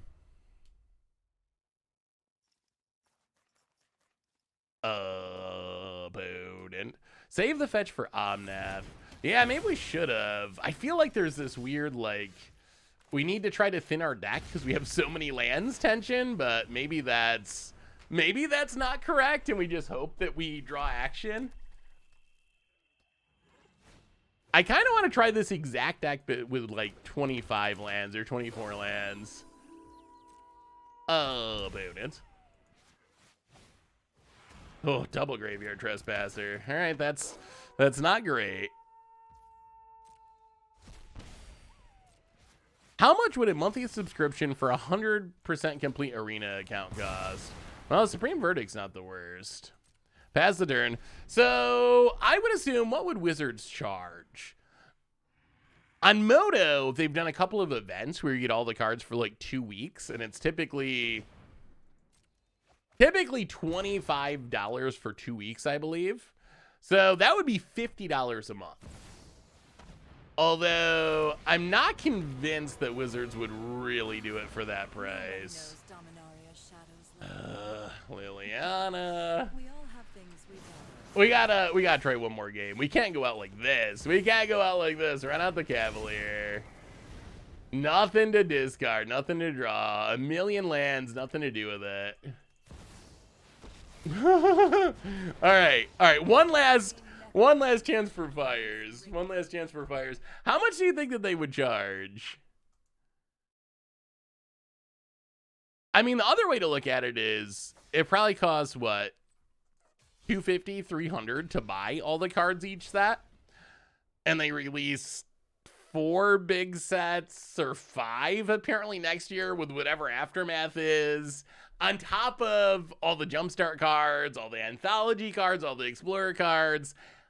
I would expect that $50 a month, I think I would be happy at, like, I would be pleasantly surprised if Wizards gave us that option. Because my expectation would be they would charge more than that. Would pay $6 a month for a full arena subscription. I mean, at the same time, I think $6 a month is probably like an unfair expectation, considering that, like, what's a Netflix subscription now? $15, $20? Like, all those things, they just keep jacking up the prices. I think the amount of if I had to choose, I would rather have an arena subscription than a Netflix subscription. I think I get more entertainment out of having... I think I would get more entertainment out of having an arena, being able to have all access to arena, than I would having a Netflix account. So I would happily pay as much or more than I would pay for a Netflix account to have access to arena. All right, here they come. Burning Tree Emissary makes a mana. Luke, welcome to the fishbowl. Thank you so much for your subscription. Big scoop cheer for you. Thank you, thank you, thank ya. Ooh. All right, we finally found the temporary lockdown matchup. Finally. Boom. Try to Burning Tree Emissary us, will ya? Get rid of both of them. Opponent. Robert the Rich gets in. And the upside of 28 lands. Nothing for Robert to steal. Yeah, let's just pass for now. I mean, I would easily pay $25 a month. I would pay $50 a month. And honestly, as someone who makes content, I would probably pay even more than $50 a month. Like, and I know that's... I'm not saying Wizards should charge that amount because it wouldn't be good for most players. But I think for what I do, if they said $100 a month, you can play everything on Arena, that would definitely be less than what I pay now. So I think in some weird way that would still work, even though I don't think that would be a good price to charge because most people don't play Arena like I do. Like, most people are not doing content in YouTube as a living and their job. So I think that would price way too many people out. But for what I do, $100 a month would still be cheaper. I would love... that's probably the best way to do it. Kind of like how they have Hulu or Hulu with ads or whatever. Like, have different levels. Let people pay one price to have access to literally every single card for Historic Brawl, for Explorer, for Standard, and have there be a cheaper price for people who just want Standard cards and don't want those other formats. Like, let there be some sort of discount for that. I think that would be...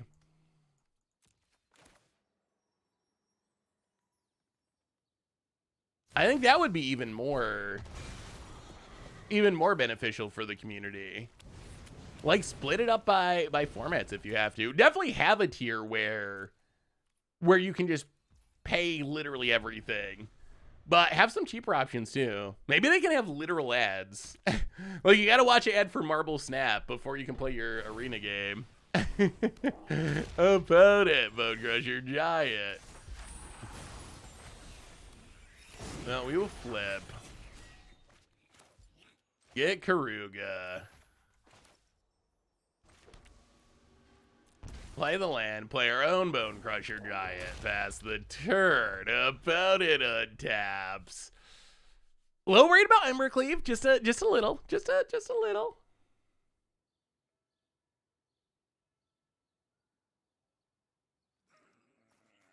Opponent. Can you still play without this subscription? Yes. I mean, I would view the subscription as an additional thing. Another option for players. Like, so if you still want to free to play it, or if you still want to do what I'm doing now, like, you know, spend a bunch of money to get the cards for making content, you would have that option.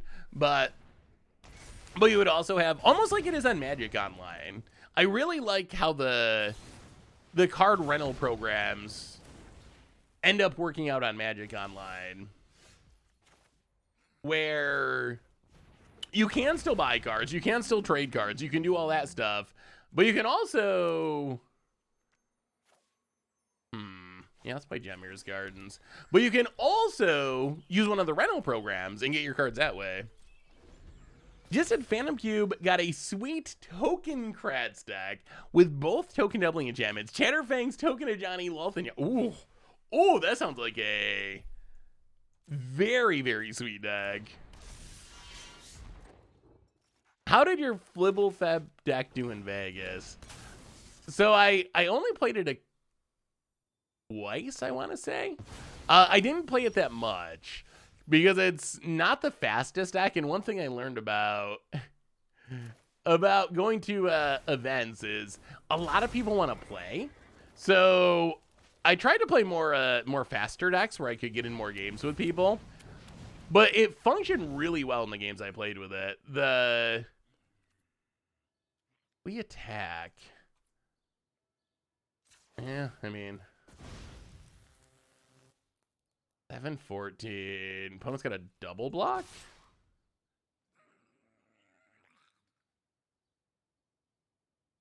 Oh, I guess 7. They don't have to double block. They can single block. And this flips. All right. All right, we'll just get in with one Cavalier. Not nearly as exciting. But it worked really well. The game, I had a game where I had triple Panharmonicon with Astral Dragon. And I was, oh my goodness, I was drawing so many cards. It was so sweet. But then from that position, I ended up getting got by Massacre Worm into Massacre Girl on the same turn. And it just, I had this huge board and oh, it was so good. But yeah, that just burnt me out from like 20 something. But it actually ran surprisingly well. Wow, good thing we didn't get too aggressive. We would have been in trouble. But now we get to play Omnath. And draw a card. And play a Plains and gain some life. And play a Bone Crusher. And Cavalier of Flames. Okay, so attack. Oh, I don't want to do the math. Opponent has 3 blockers. This stops our death trigger. Blocks.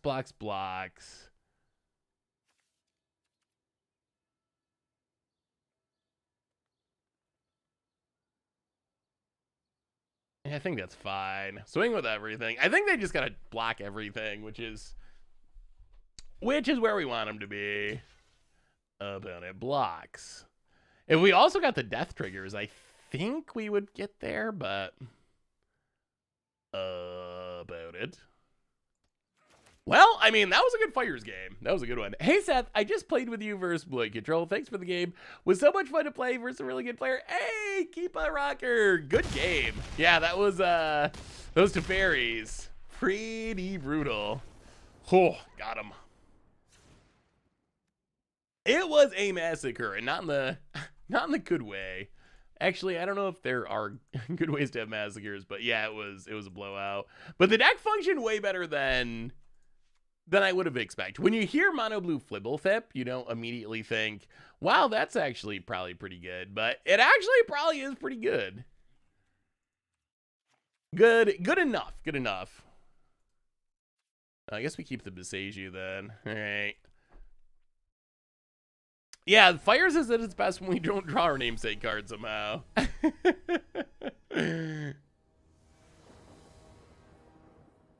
What's your opinion on Mono Red Fires in Explorer?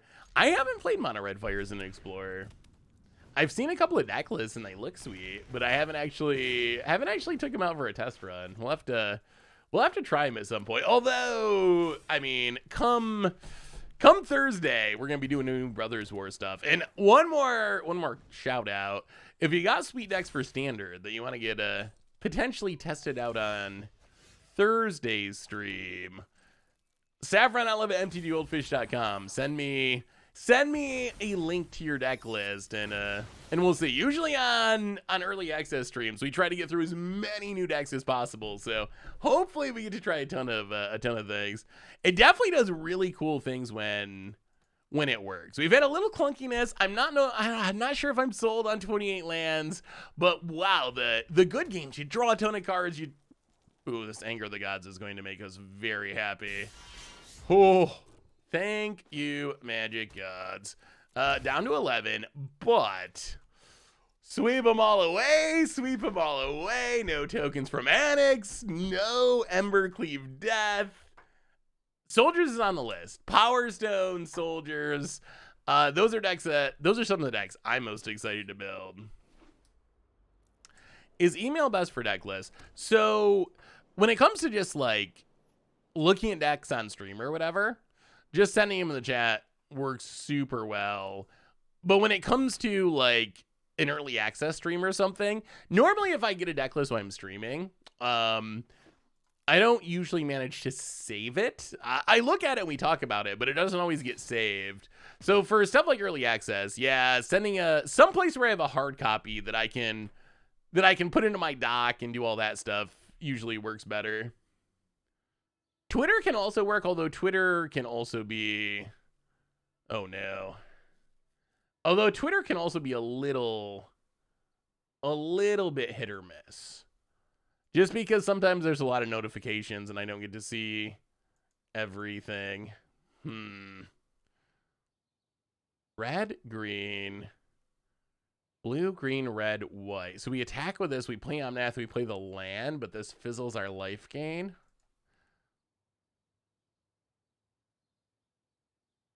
I'll play Bone Crusher. This Roiling Vortex is obnoxious. Play the Triome. Oh, pass the turn. See if we remain alive. Opponent gets pinged. These Omnaths can save us if we can live long enough to get rid of the Roiling Vortex. Yeah, we got to get rid of the Roiling Vortex first, I think. Opponent pings us.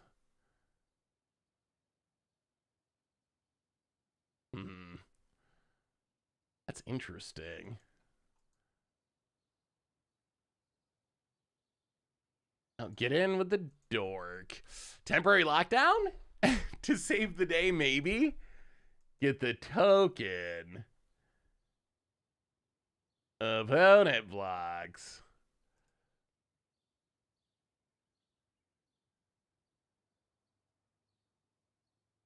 Actually, is that even better than Leyline Binding? Probably not.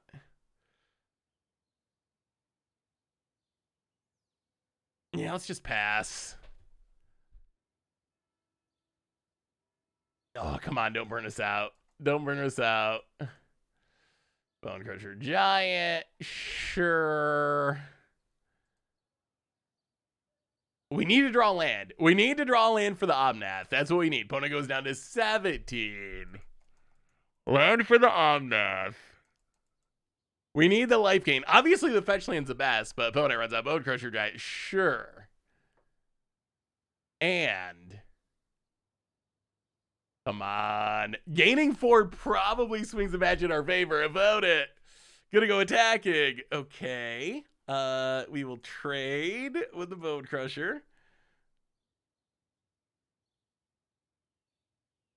Leyline Binding.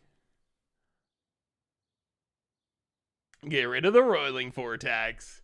Come on, Magic Gods. Give us a land. Any land. It can even be tapped. We don't really care. Opponent activates. We draw. That's a land. Okay. Omnath. Untap land. Gain some life. Huge swing. Opponent untaps. We still have the Leyline up. I think we're stabilizing. I think we're doing it. Early access is sadly standard only. So we'll have to wait until next week. Full set release is Tuesday.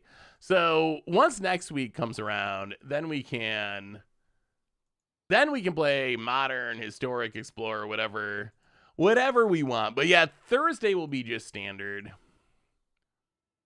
I guess we let them resolve this first. All right, same as last turn. Can we draw a land?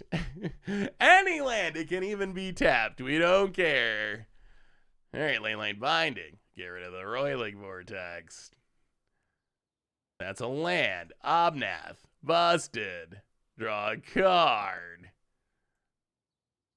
Tap land. Back up to 11 past the turn. I wonder if this deck would like to try an opponent scoops it up, and that was a pretty good win. Yeah, I can see playing some MDFCs. I think some MDFCs could be good in in this deck. Valakut Awakening seems very, very, very perfect. Yeah, in the end, after all the ups and downs and questions about 28 lands, we needed lands off the top, and they ended up coming through at the end. I'm on mobile, but is the audio up sync? Says voice doesn't seem to match with his lips. This is the first anyone has mentioned that, so hopefully that's not a thing. So what do we learn about these decks? We tried the Omniscience deck.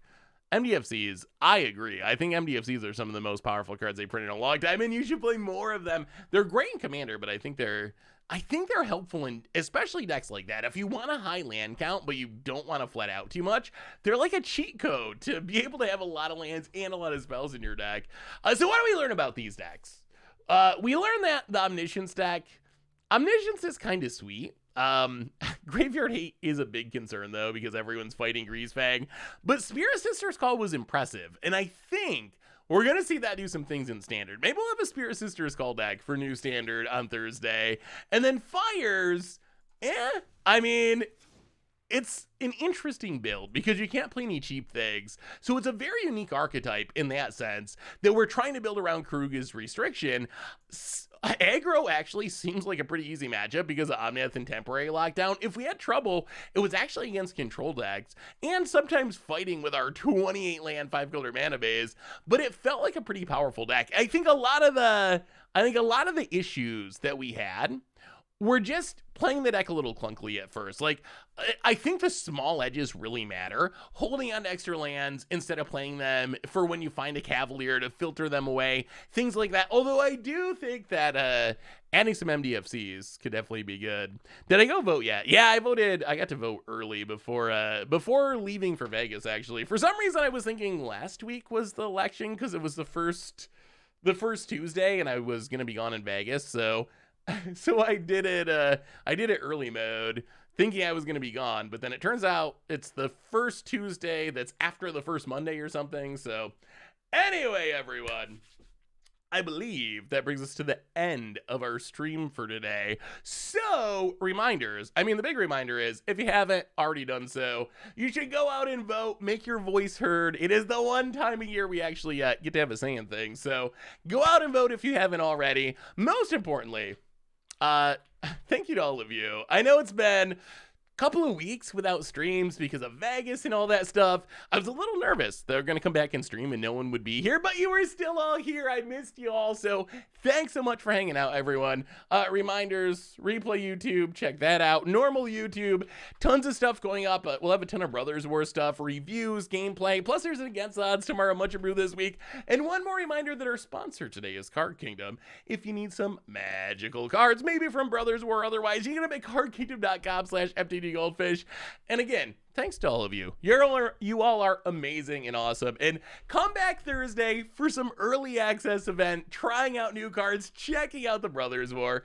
So until then, everyone, I love y'all. Have a spectacular day, and I will talk to you soon.